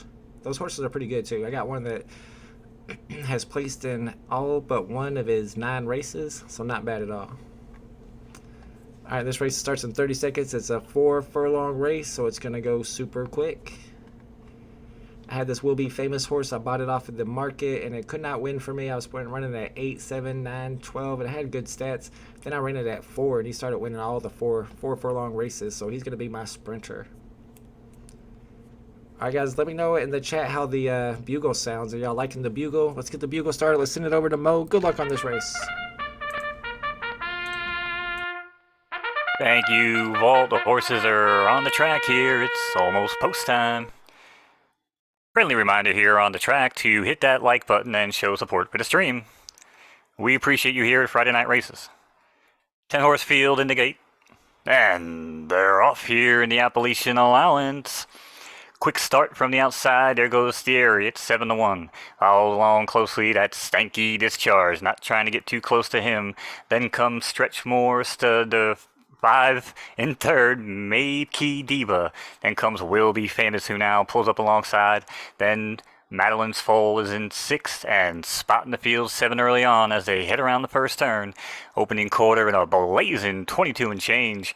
And Thierry now starts to pull away by 2. Blinking, you might miss it in this 4 furlong affair. Top of the stretch there, shaking them home. It's Thierry now by a length over Max Boom Eclipse, and it's going to be all Thierry. 9, 3, 1, 7. Here's your order of finish. Shout out to the winner there, TRE. TRE, like Thierry Henry TRE? That's the one I think it's named after. What's up, Drew Pear in the chat says, even the biggest long shot Louis at Hialeah wouldn't put a fin on my fate now. I feel like that's like a movie quote or something. Onyx is the stable that got that win, and Revere Ranch got second with Max Boom Eclipse, and good old Stanky Discharge got 3rd place there. All right, this is my GBT Explorer horse that I like, that I was talking about earlier. It's running in this Grade 2 Sky Tower Stakes 8 furlong race. Let's go. Bugle and Mo's background, perfect finishing touches. Awesome. All right, make sure you guys like. I don't know if it was too loud or not, because I can't hear it, and we can't hear it, but you guys hear it. All right, let's see who's in this race. We got 3 minutes before it starts. It's an 8 furlong race. We got Dub Dollar in here with Scandalous. We've seen that horse before on the live stream. We got Tulak from Stretchmore Stud. Madeline Minogue Finn's Foal from Revere Ranch. My horse is GBT Explorer X. 2-2-2 in 9 races. Not bad. Lightning's Foal from Big Brain Stables. Kelly's Foal from Stable 27. Madeline Foxborn from Big Brain Stables. And Borchono from GBT. Thanks, friends. Boom, there you go. That's the race. Mine's an S-. I don't see, we don't have any S pluses in this race. Let's see who the favorite is. Favorite is 4-1. Kelly's Foal with 1 win and 1/3 in 2 starts. Not bad. That's probably going to be the horse to beat there. You got Borchono down here at 6-1. We got Tulak at 5-1. Scandalous at 7-1. My horse is the long shot here, 12-1. Don't like to see that, but sometimes those long shots come in. Hialeah is a horse racing track. Yeah, that sounds familiar. Even the biggest long shot Louis at Hialeah wouldn't put a fin on my fate now. I heard that. Absolutely. My track is Churchill Downs. I actually, I think I probably mentioned this on stream before, but I used to work at Churchill Downs every Derby week and the week before Derby week. My mom actually would work there too. This is when I was in high school. I would be a busboy and she would be a waitress. She would take her vacation from work during those 2 weeks to go work at the track because you would make so much money. We literally worked on Millionaires Row. It's called Sky Terrace. And like one guy tipped her like $100 just for opening the door for him. I was waiting on Rick Pitino. We saw one of the guys I waited on, Larry Flint, actually gave his brother, who's in that movie about Larry Flint. You guys, you know who that is. He made Hustler magazine, but his brother's in the movie and I had just watched it before that derby. And his brother had me give him a tip on a horse, and I did, and they ended up winning, and he gave me like a $50 tip, which was cool. Those guys were just throwing money around, and it was really fun. A fun place to work for a couple weeks every year. And plus, you got to race, bet on the races. You weren't supposed to, but we did anyway. So you say you don't really go to the track, but you do racing. Is there an off-track betting place that you go to, or do you do it all from home? Yeah, so in New York, because I've been other places in the country, and they don't normally have like OTBs like we have here in New York. It's kind of like our thing, right? Oh, okay. So I think some other states do, but yeah, you could find them like one or two in every town, and you just go in. There'll be like 20 screens, a bunch of degenerate old guys yelling at the screen, bunch of Jamaicans going bumbleclot, bumbleclot. We have one of those. You know? Yeah, we have one of those. Yeah. Not even at the Yeah. track. It's in Indiana. It's in Clarksville, actually. It's called Yep. off-track betting. You go in there and you can bet on even the horses that are carrying people in a cart.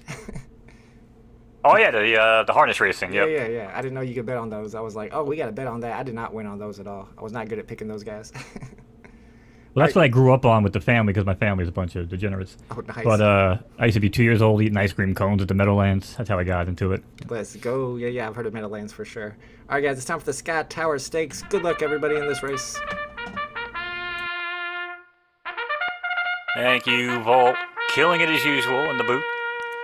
Horses are on the track, and it's post time here on Photo Finish Live. It's a major race. 8 in the gate. And they're off here in the Sky Tower Stakes. Even start across the field, but Tillock shows good early speed and heads out to the front. Alongside him, that's Bachuro, also wants to run today. Then in third, that's the Revere Ranch runner in blue. Let's call him Madeline Menage and Fens Foal. Followed by GBT Explorer, who runs in third now. Kelly's Foal jumps up in between horses early and runs along in fifth. Then it comes Scandalous in sixth, about 7 lengths off the leader. As they hit around the first turn, ran the opening quarter in 24 and change.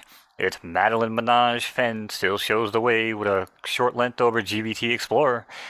GBT Explorer actually wants to come across early and take the lead. Now she shows the way.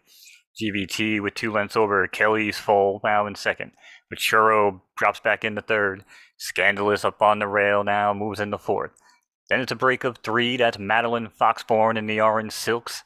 And Madeline Menage in sixth, 10 lengths off the lead of GBT Explorer.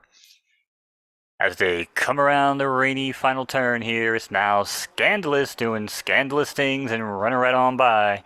As Madeline Menage is not a match today, Kelly's Foal starts to get going from the outside, 3 wide, might be a challenger. As Scandalous digs in, and Scandalous is now dropping back into the pack. It's Kelly's Foal, it's Madeline, somebody call Jack Tripper, it's Three's Company to the wire, it's gonna be Kelly's Foal over Scandalous and Madeline Foxborn.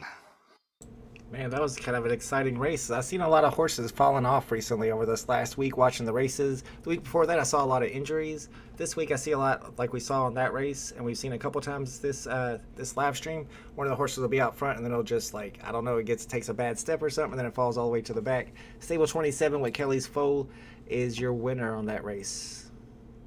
All right, next race starts in 1 minute and 40 seconds. I think I got this from Dub Dollar. I got this horse from Dub Dollar. Maybe it was True Stoner. I might have got it from True Stoner. Sniper, no sniping. I picked that up off the market from him just the other day. He's in this race for me. We got Black Summer from Dub Dollar with the Sweet Foal from Poverty Ranch. Let's Go Crazy from Genuine Soul. We got Redemption from Almighty JC. My horse is Sniper, no sniping. Revere Ranch's horse is Silver Spider's Foal. We got Mount Cushmore from the True Stoner Circle. Well-named horse there. We got Blue Label Neat from SoCal Stables, Heatwave on Mars from Black Type Stables, and Long Running LDF from Red Nose. This is allowance race here. You got a lot of horses here that have only won 1 race at most, it looks like. So it's anybody's game here. Let's see who the favorite is. I see a 1 at 7 to 1. That's Blue Label Neat. Then we got a whole lot at 8 to 1. Let's see, this is 8.5 to 1. So let's see, Heat Wave on Mars. Surprisingly, this S minus is at 8 to 1. Redemption's at 8 to 1. And Whiffy Sweet's Foe. Starting off in about 40 seconds, y'all. It's a 12 furlong, so it's going to be a long race. And it is not raining. 10% chance, so hopefully these are all firm horses. Mine is firm. Let's see if we got any soft horses in here. It was a little tough for me to match up all the correct preferences to get into all the races tonight, though. So I might have some that don't match up, but this one is good. My horse should do all right here. Sniper, no sniping. Yeah, that was True Stoner's horse. Yeah, I saw it on the market. You mentioned it to me that you put it up there, and I saw them stats. Stats were looking pretty good. I figured might as well give him a whirl. All right, guys, it's race time. Good luck if you're in this race. Here we go.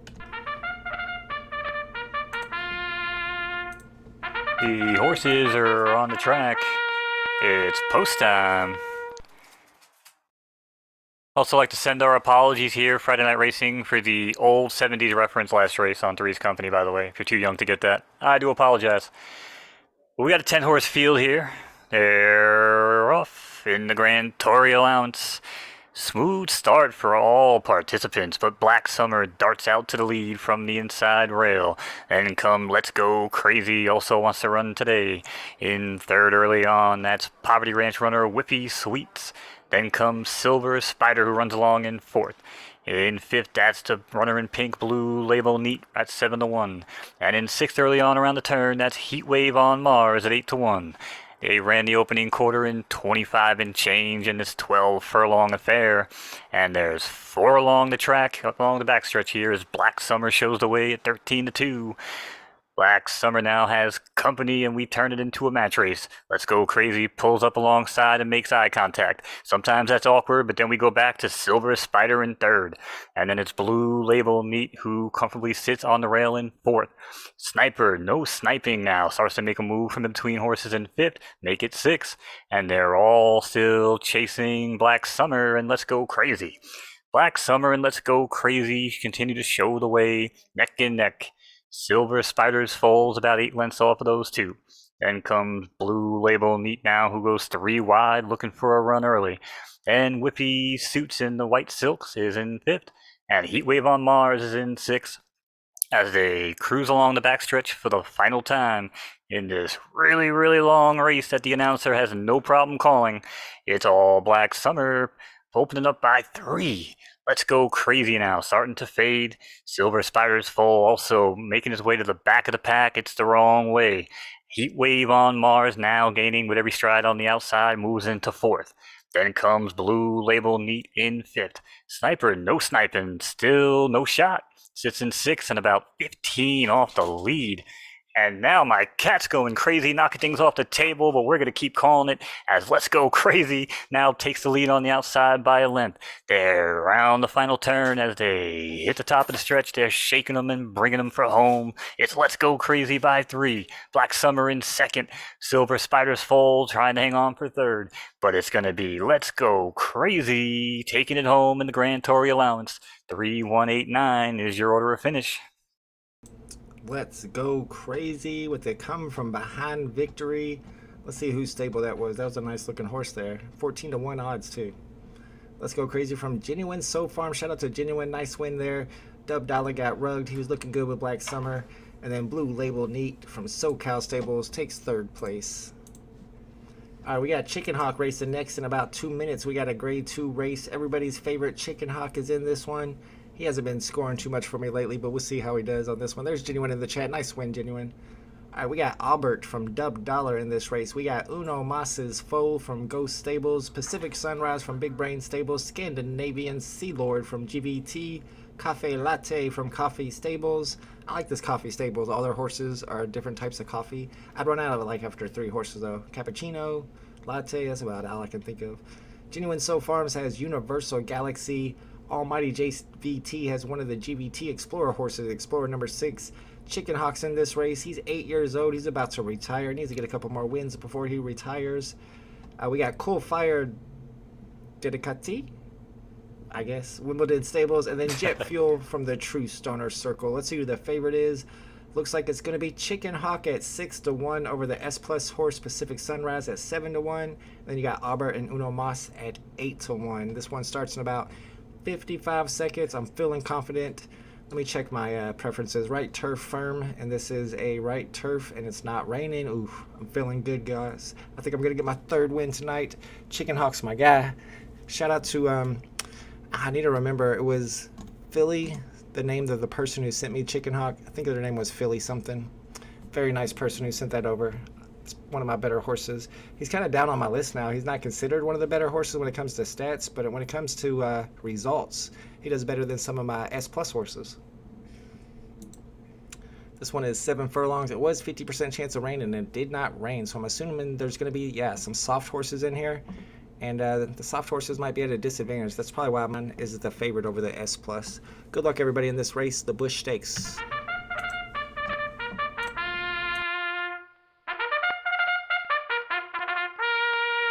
The horses are at the gate. It's post time here on Photo Finish Live. It's a major race here on the grass. 10-horse field locked and loaded. And they're off here in the Bush Stakes. Quick start out from in between horses. There goes Chicken Hawk, the early favorite. Alongside him from the rail, that's Dubdala Orbit. Then back in 3rd, early in between, that's Genuine Soul Farm Runner Universal Galaxy at 12-1. Racing in 4th, that's Cool Fire Decadati. Then it's Pacific Sunrise in 5th and Cafe Latte in 6th.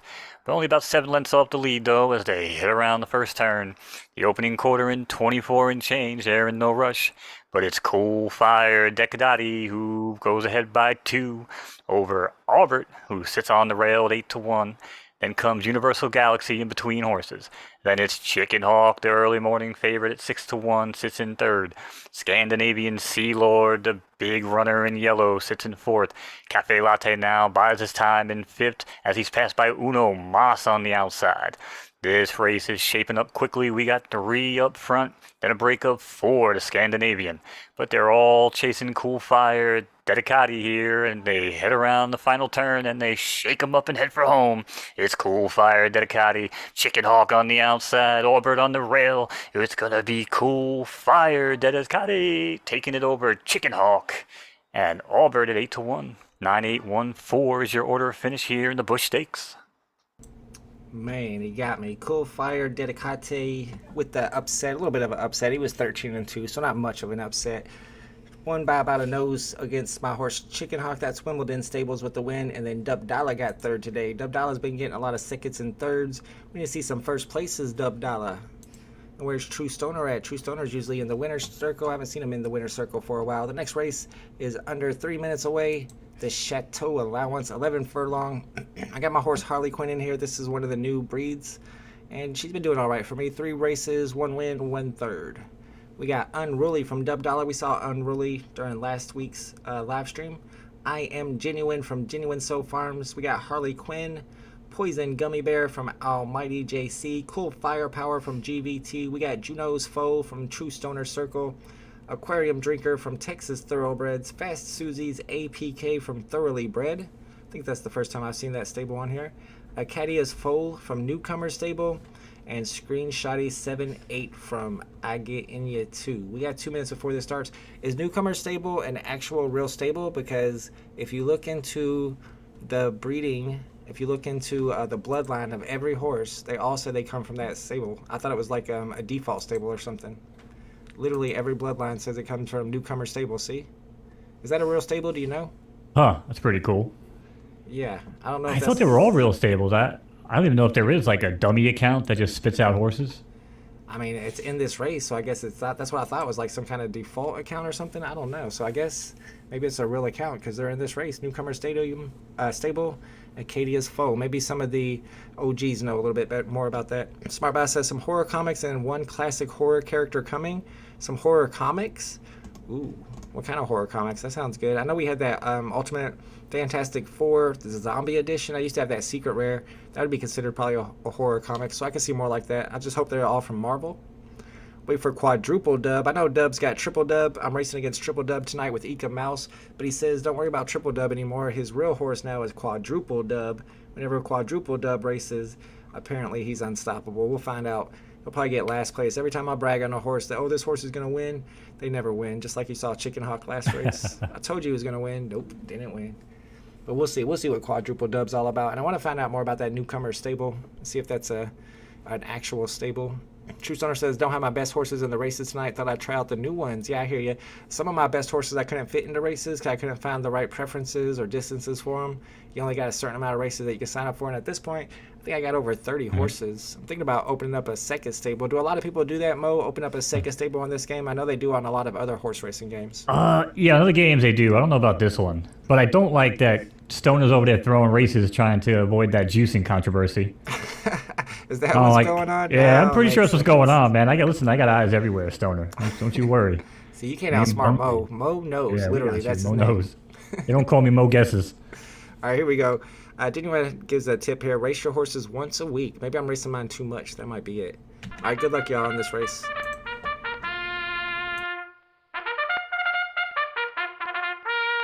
All right, horses are at the gate. Time's flying tonight, 8:34 already. 10 horse field, there in the gate. And away they go. Quick stumble by the 5, but recovered well. Unruly shows good early speed and breaks to the lead from the inside. Alongside him, that's Cool Fire, Power in between. And in third, that's Newcomer Stable in green. Let's just call him Acadia's Foal. In third now, that's Janow's Foal, followed by Poison Gummy Bear 21-2, and Screen Shotty 7-8F's Foal sits in sixth, about 10 lengths off the lead, but 7 wide on the track. As they're all chasing Unruly and Cool Firepower around the first turn. This 11 furlong affair. If you got something to do, now would be the time, because Unruly's opening up by 2, followed by Janow's Foal. Then comes Poison Gummy Bear on the inside. Breaking now 3 wide on the outside, gaining ground. That's Fast Susie's APK. Side load that one on top of Cool Fire Power in 5th. Then comes Screen Shotty 7-8F's Foal, who still rides along in 6th. 7 wide on the track, into the turn though. As they ran the opening half in 56 and change. Nothing's changed up front. It's all Unruly.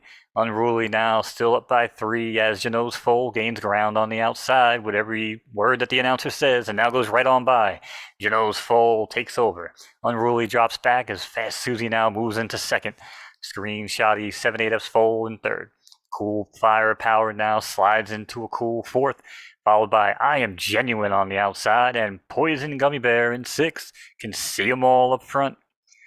They head along this backstretch. The mile was run in 1 minute and 38 seconds. And uh-oh, Janot, here comes company. Fast Susie now living up to the name and goes right on by. Opening up by 2 on Screen Shotty here. This is the final turn. Fast Susie shakes him up into the final furlong. 2 back to Screen Shotty. Janot's Foal is out of it and dropping back on the rail. Cool Firepower now swings out 4 wide and challenges, but it's Fast Susie trying to hang on, and there goes Screen Shotty. Screen Shotty's going to take it home over Fast Susie APK and Cool Firepower. Man, there's a lot of lead changes in that race. Going back and forth. Actually, it makes it easier for me, but yeah. Yeah, because it's more exciting. Absolutely. My horse was dead last. I guess he got second to last, but it was last most of the race. I thought it was one of my better horses, too. Maybe she just had a bad trip on that one. Harley Quinn taking last. All right, so next up is going to be my expensive horse. This is the one I paid 600,000 Derby tokens for. It's Volaire. Volaire's racing in this one. Starts in 1 minute. Let's run through these horses real quick. It's a 6 furlong grade 2 race, so it's going to be a sprint. We got Betty Drilzer from Dub Dollar. We got Matter of Fact's Foe's Foe from OEB. I'm Not Your Guy from SoCal Stables. Miss Andretti from Stretchmore Stud. Bronze Metallica from Genuine Soul. We got Volaire from The Vault. Mad Madi Jaja's Foe from Revere Ranch. LDS 381912 from Secretariat Stables. Hail Mary's Foe from Big Brain Stables. And Barbara with Cheese's Foe from Poverty Ranch. So I guess True Stoner didn't get in this one. We got Dub Dollar in here. And we got Genuine in here and Revere Ranch. Poverty Ranch is in here. Let's see who the favorite is. 25 seconds. Looks like I got the favorite on this one. 5-1. LDS is 6-1. Not exactly the distance I like running Volaire at, but we'll see how he does on this one. He better do pretty good because I paid a lot of money, a lot of fake money for him. All right, guys, 6 furlongs on this one. Good luck if you're in this race.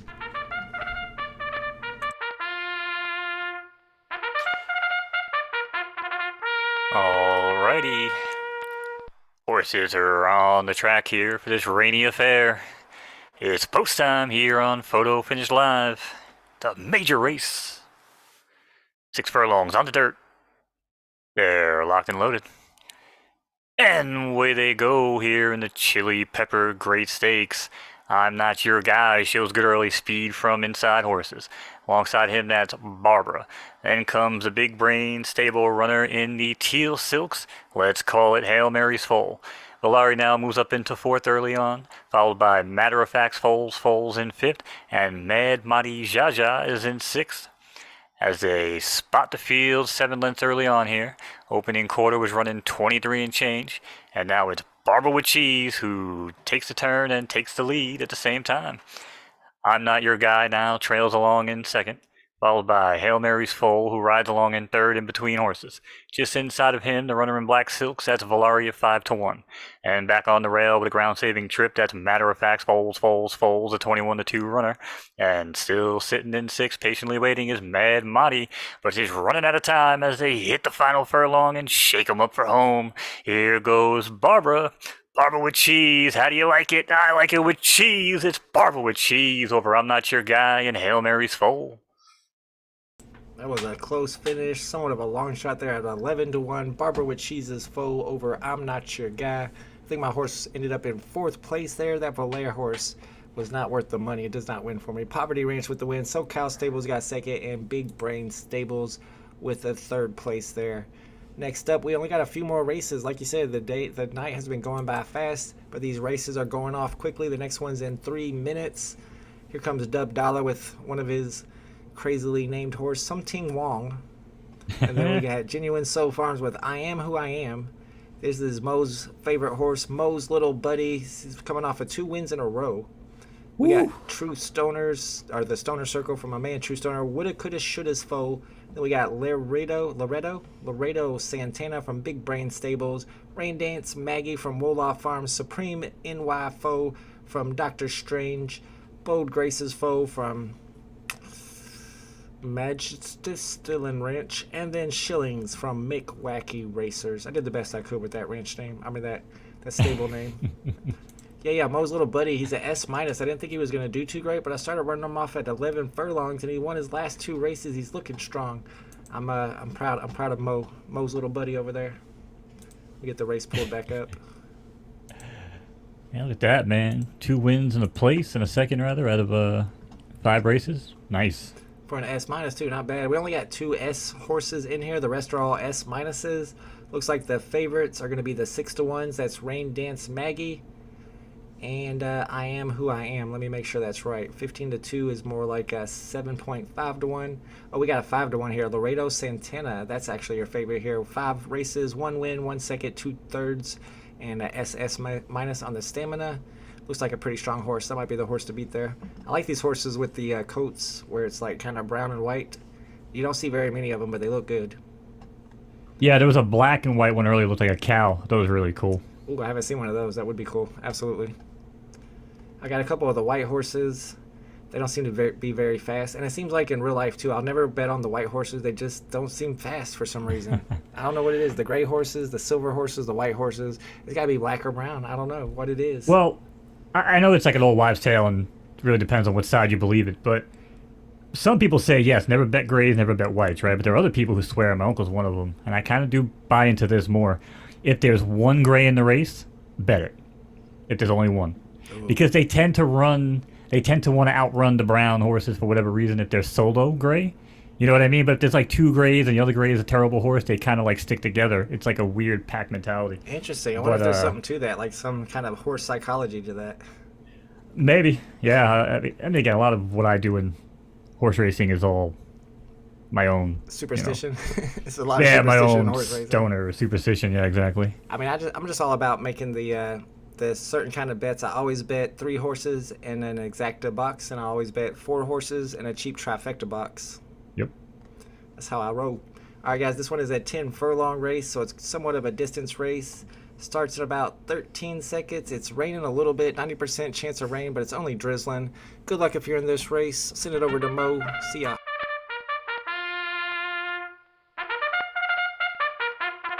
Thank you, Volt. Down here on the track, horses are at the gate. It's post time.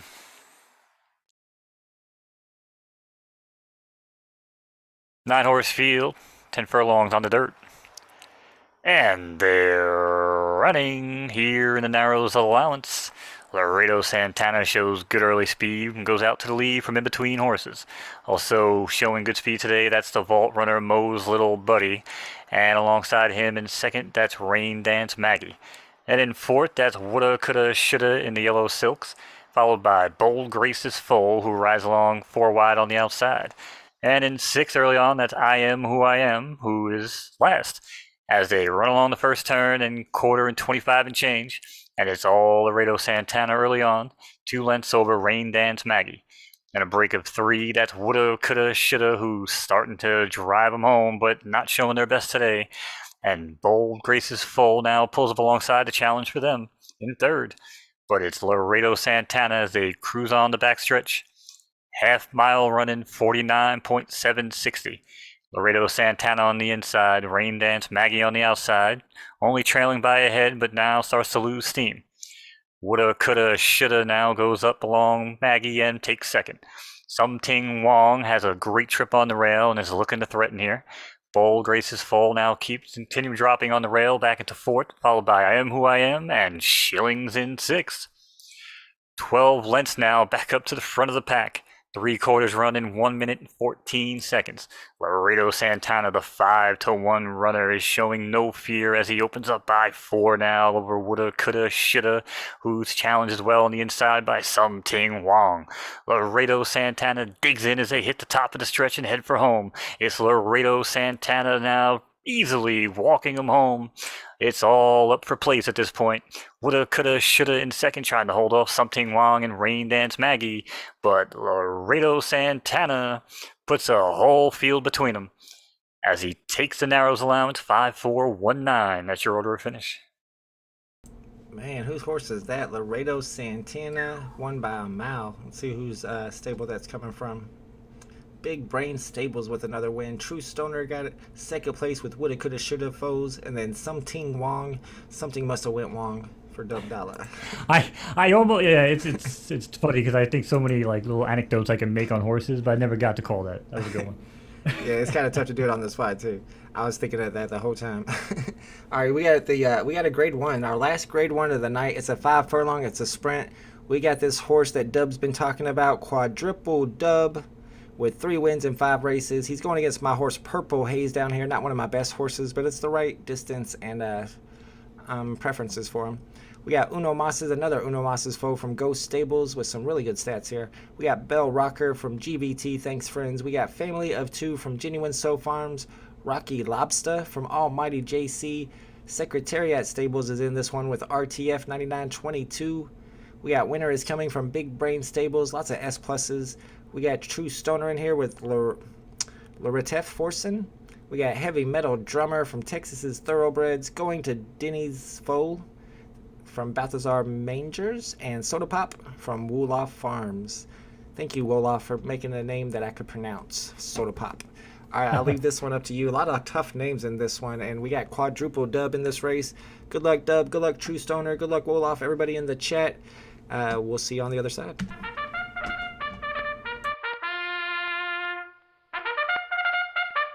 All right, Vault. The sun is shining, the birds are chirping. It's a beautiful night here on Friday Night Races. And the horses are on the track now. It's post time here on Photo Finish Live. Full house here. Cue the theme song, and they're off in the Saltpeter Grade 1, showing good early speed as the heralded runner. We've heard about him all week. It's Quadruple Dub. Up in second, that's Uno Mas in the white silks, takes second. Then comes GVT, Thanks Friends, runner in blue, Bell Rocker for third. Half break now, that's RTF 9922-2433, Foals at 9-1 in fourth, followed by Soda Pop, who rides along in fifth, patiently on the rail. And it's Loretef Forsen in sixth, spotting the leader, 7 furlongs. furlongs as they head around the first turn. It's 22 and change. Quadruple Dub already opening up the fractions, 2 above Uno Mas in second. Then comes Bell Rocker. They're getting ready to go 7 wide across the track. But Quadruple Dub now shakes them up and brings them for home. It's Quadruple Dub on the inside, challenged by Uno Mas. Bell Rocker, it's going to be Quadruple Dub, lives up to the hype. Not going to be horse glue today. It's 1, 2, 3, 9. Order finish. Man, he was not joking around. Quadruple Dub pulled it off against a really impressive field there. This is a Grade 1 race, so you got all the best horses in here, and Quadruple Dub does it. Ghost Stables got second. GBT with Bell Rocker got third. Nice win for Quadruple Dub. We got the showdown. A hell of a race. Yeah, it was a good race. We got the showdown that we had a couple of weeks ago. It was Triple Dub versus Ika Mouse, and now they're back again. Last time Ika Mouse edged out Triple Dub for first. Ika got first. Triple Dub got second. We'll see who wins this time. It's a different distance than last time though, so that might make a difference. Triple Dub from Dub Dalla. We got Callie Erkman from Almighty JC. Ika Mouse is my horse. Dark Mustang from Genuine Soul Farms. High Cheese's Foe from Revere Ranch. Dudley Do Right from the Stoner Circle. Actually, I think, True Stoner actually beat both of us in that race. We got second and third. True Stoner got first. So Dudley Do Right might end up winning this one. Kamakura from Black Type Stables. Winden Seas Foe from SoCal Stables. Whiskey's Quicker from Wolof Farms. And Rough Jim from Hollywood Stables. Hollywood, not Hollywood. This one starts in 2 minutes and 30 seconds. You can see here Triple Dubs got 8 wins, 6 seconds, and 6 thirds, and 28 starts. That's a pretty impressive record. Ika Mouse has 5 wins and 3 seconds and 12 starts. We got High Cheese with 2 wins and 6 starts. This Dudley Do Right, it's got the nicest stats here. Might even be the favorite, but it doesn't have a great record. 6 wins, only 6 races, only 2 second places. Let's see what else we got here. Whiskey's Quicker, 14 races, 5 wins, 3 seconds, 2 thirds, and then Rough Jim with 4 wins and 18 starts. And the favorite, I'm thinking, is going to be the 6-1, Whiskey's Quicker. Got a few here at 7-1. There's another 6-1. So Triple Dub. Yeah, we got co-favorites. Yep. Yep, co-favorites, and then the 7-1s are Ika Mouse, Dudley Do Right, and you got Rough Jim at 8-1. What are your thoughts on favorites, Vault? I don't play them. I always play beat the favorite triples. That's how I gamble. I put the favorite in second, and I'll put like 2 horses ahead of them in a triple, and I'll play all on the last leg in the third spot. Cost me like $5-6 sometimes, but if that favorite looks beatable, man, I love trying to beat them. Well, I have to look at the stats. What I like to do whenever I'm getting ready to pick a race that I'm betting on is cover up all the odds before I look at all the stats and look at all the lines at where they're racing, what their time is at a certain distance. So what's their time at 6 furlongs, what their time's at 7 furlongs, and how long is this race. So I completely block that out. But then whenever I'm finally narrowing it down to my picks, if I have came up with nothing but somewhat long shots or mid shots, and you know how, like I said, I like to do 3 horses for exacta bets and 4 horses for trifecta bets. That last horse I might throw in the favorite to give me a better chance of, hitting that box. You playing 4 horse tries for $1 or 50 cents? Man, you can do it for like 10 cents. For tries? Triples? Trifecta box, yeah. 4 horses trifecta box at 10 cents. That's like a $4, $8 bet. For a superfecta. But I'm not doing superfecta. You can bet more than 3 horses on a trifecta. You can bet 4 horses and only 3 of them have to come in. That's what I do. I always bet one more horse. Yeah, but most tracks usually have a minimum of like 50-cent triples. I don't know. I don't know exactly what it was. I'd have to go check. But I think you could do like 10-cent triple. I could be wrong. Maybe it's 50 cent. That sounds a little expensive to me, though. I'm just saying, because dollar exact is you box 3 horses costs you $6. Yeah, to box 3. Yeah. A lot of times I do the $2 exactas. All right, guys, time for the Norman allowance. Good luck if you're in this race. All right, taking it over from Moneybags VV Vault, playing those big $2 exactas. Their horses are at the gate. It's post time. 10-horse field locked and loaded. And away they go here in the Norman allowance. Ika Mouse, the elusive vault runner, now shoots out to the early lead. Triple Dub joins him on the inside for second. Back 3, that's Wolfloff runner in third. Whiskey's Quicker. Then comes Cale Erkman, who rides in fourth. And it's a break of 2 now, passing him. That's actually Rough Gem at 8-1. And Windace's Foal is in 6th. As they head around the first turn, looks like the one now pulls up out of the race, might have pulled a hammy. But as Ika Mouse will take that and continues on his merry way. Ika Mouse now leads the merry way by 2 over Wind Dance's Foal.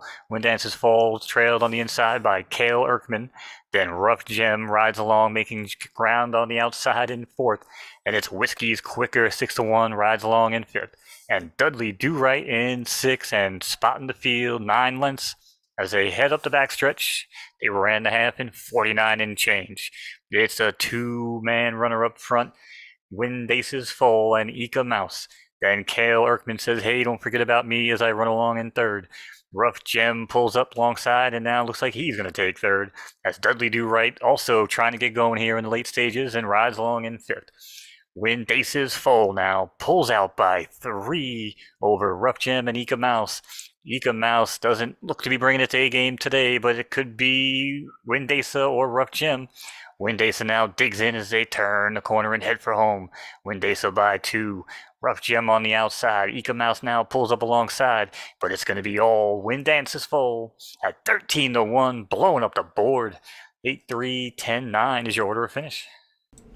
Man, that A horse was just starting to pull up at the end, too. We were just about to go around him, and I would have got first, but it looks like I'm going to have to take second on that.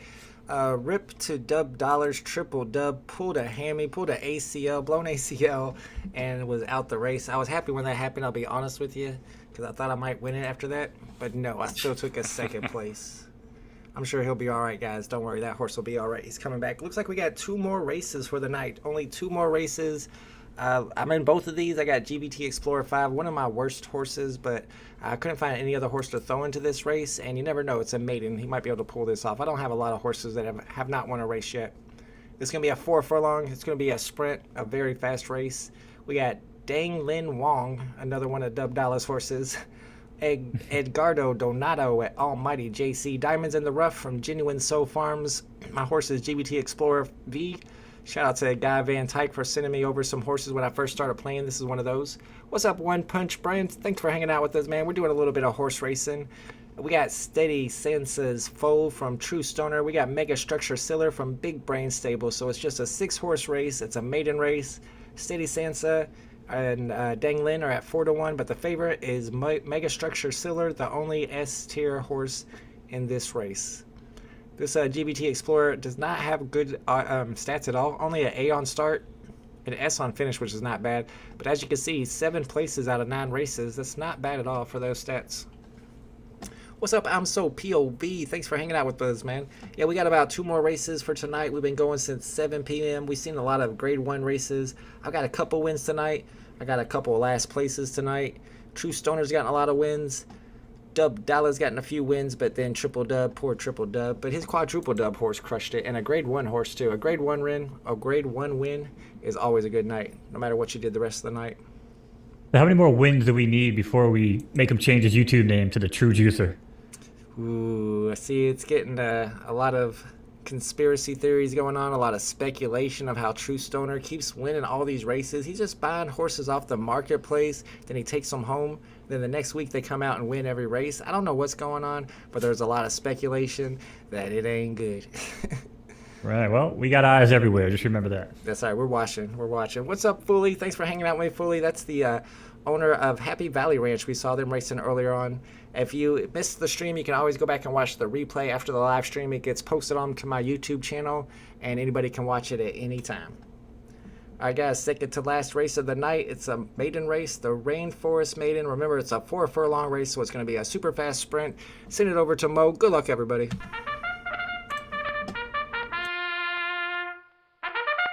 Thank you, Volt. Horses are at the gate. It's post time. Here on Photo Finish Live. Friday night races. 6-horse field. They're locked and loaded. And away they go here in the Rainforest Maiden. Mega Structure Sealer shows great early speed and darts out to the lead. Alongside him, that's Dingling Wang from the Dub Dollar Farms. Then it's the number 3 horse, Genuine Soul Farm runner, Diamonds in the Rough, who takes third early. Then it comes Steady Stances Foal in fourth, GBT Explorers in fifth, and Edgardo Donato spots the field a country mile as they head around the first and only turn. It's Mega Structure Sealer here, bringing it home in the slop, pulls out by 2 over Dangling Wang.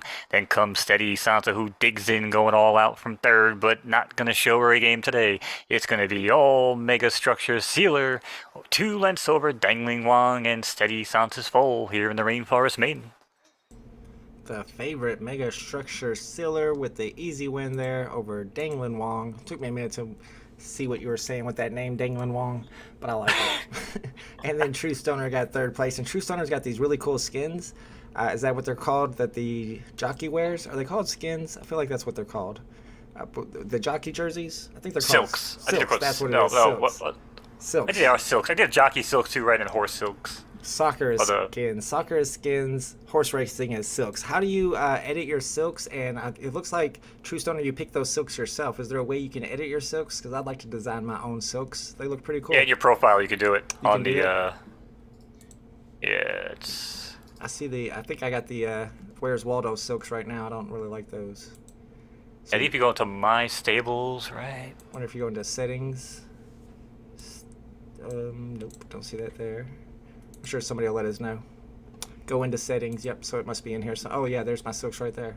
Okay, yeah, so you can design your host silks right there. I don't know. I kind of like the Where's Waldo look. It's not horrible. I don't hate it. I probably will go in and design my silks. I like the way True Stoner silks look. All right, guys, last race of the night, and we appreciate you guys hanging out with us for Friday night races. We'll be back again next week for another round of Friday night races. If you want to know when to sign up for those grade 1 races that we went through the first hour, make sure you keep an eye on the Photo Finish channel of the Discord server, and I'll let you guys know when to sign up. It's usually the day before at noon Eastern Standard Time. I'm So POV says, hoping they'll eventually allow us to upload our logos to our silks. That would be dope. A VV Vault silk while he's racing? Yes, please. That'd be very cool. All right, You have to blur out half the stream with all the penises that will be flying around the track. That's true. I mean, have you been on like any of these video games like NBA Live and you see the Oh yeah, I've been on the internet long enough to know everybody's making those exactly what they're gonna do. I agree with you, Dub. Great calls tonight, Mo. Absolutely. All right, let's do the last race of the night. The Lavender Allowance, 8 furlongs. Inspector Gadget is Dub Dollars, a horse never raced before. Elsa is one of my new horses, even though she's 7 years old. We got Casey at the bat from Groove Summer, Sierra Capri's Foe from Dr. Strange, Swing Votes Foe from Wolof Farms, Factuel's Foe's Foe from Magic's Match. That's a tough one. And then Frethel from Poverty Ranch. I don't know how to pronounce that. Maybe you can give me some help on that. Majestic Stillin Ranch. I'm assuming they wanted to go Majestic, but it wouldn't allow it with the... Yeah, I think they just don't have vowels, except for the one A. I'll call it Majestic. I like that. All right, guys, it's about time for the last race of the night. I'm going to send it over to Mo. Good luck if you're in this race. Right, thank you, Volt. Again, chat, we appreciate you guys hanging out. This has been a blast as always. I enjoy doing this. I busted my ass pretty hard this week trying to, add some variety. So I apologize if I stumbled a little bit. But I do have fun doing this, so I appreciate you guys and Volt for having me on. Now shut the hell up and it's post time. 7-horse field locked and loaded. On the turf. Away they go here in the Lavender Allowance. Elsa, the old hag, shows good early speed from the inside. Outside as well, that's Frethel from the Poverty Ranch in Orange Silks. And Majestic Stallion Ranch, we're thinking that's what it's called, is Factuel's Foals in third. And comes Casey at the bat, who rides along in fourth in between horses. Back on the rail, that's Inspector Gadget at 4-1, who stomps along in fifth. And comes Sierra Capri's in sixth, and he spots the field 9 lengths now as they ran the opening quarter in 24 and change, and they head along the backstretch. It's still the old broad Elsa showing the way, half-length over Frethel, who pulls up along the outside, making that elusive eye contact. Now Frethel goes right on by and pulls ahead by a length on Elsa. Then it's Factuel's Foal now, who gets ready to challenge for second and third. Inspector Gadget in fourth, 2 lengths back to Casey at the bat in fifth. Then it's Swing Votes Foal now, who's still just trotting along in the back, 12 lengths off the leader. And that leader is Frethel. Frethel now scampering off by 7, maybe 8 lengths over Elsa. Casey at the bat now still trotting back 2, followed by Inspector Gadget. Is anybody going to have anything today? Final race of the night. Can we get a change? Oh, we might have company. Here goes Elsa rolling up past the leader. It's Elsa now in the lead by 2. Here comes Casey at the bat vying 4 wide Inspector Gadget, but it doesn't matter. Getting finer with age. It's Elsa, the 7-year-old bird at 4-1 over Inspector Gadget and Factual's Foal. Just let it go, said Elsa. She took off and got the win. That's what I like to see. Elsa, one of my newer horses. She's looking pretty good. I think that's her first win. Very, very good, very good. I don't know why she's an old hag. She is 7 years old, so yeah, you're right. I was like, I don't know how many ageist jokes I can make about the horse before it's not funny, but I'm gonna keep going. But pretty soon I'll be breeding her. She's gonna make me some nice foes. I have no doubt. Thank you, True Stoner. Thank you, Dub. Thank you, I'm So POV, for hanging out with us. Oh, that was your horse. Frethel died. It's, yeah, it did die at the end. It was a kind of a long shot, though, so I was happy that Elsa came back and won as the favorite. Appreciate you guys for hanging out with us. Appreciate you, Mo, for doing some great race calling again, once again tonight. Yeah. You're always adding a lot to the stream, and everybody loves you in the Photo Finish Discord server. They're here to hear those awesome race calls, bro. Well, let's not get it twisted. They love us. They love the fact that we're, showcasing the game to some new people, and you're doing a lot too, brother, so I hope people understand that. Absolutely, no doubt. And we'll be back again next Friday night, 7 p.m. to 9 p.m. So if you guys are online at the time, make sure you come by and hang out with us and do some racing. We'll catch y'all then. Later, homies. Peace. Take it easy, chat.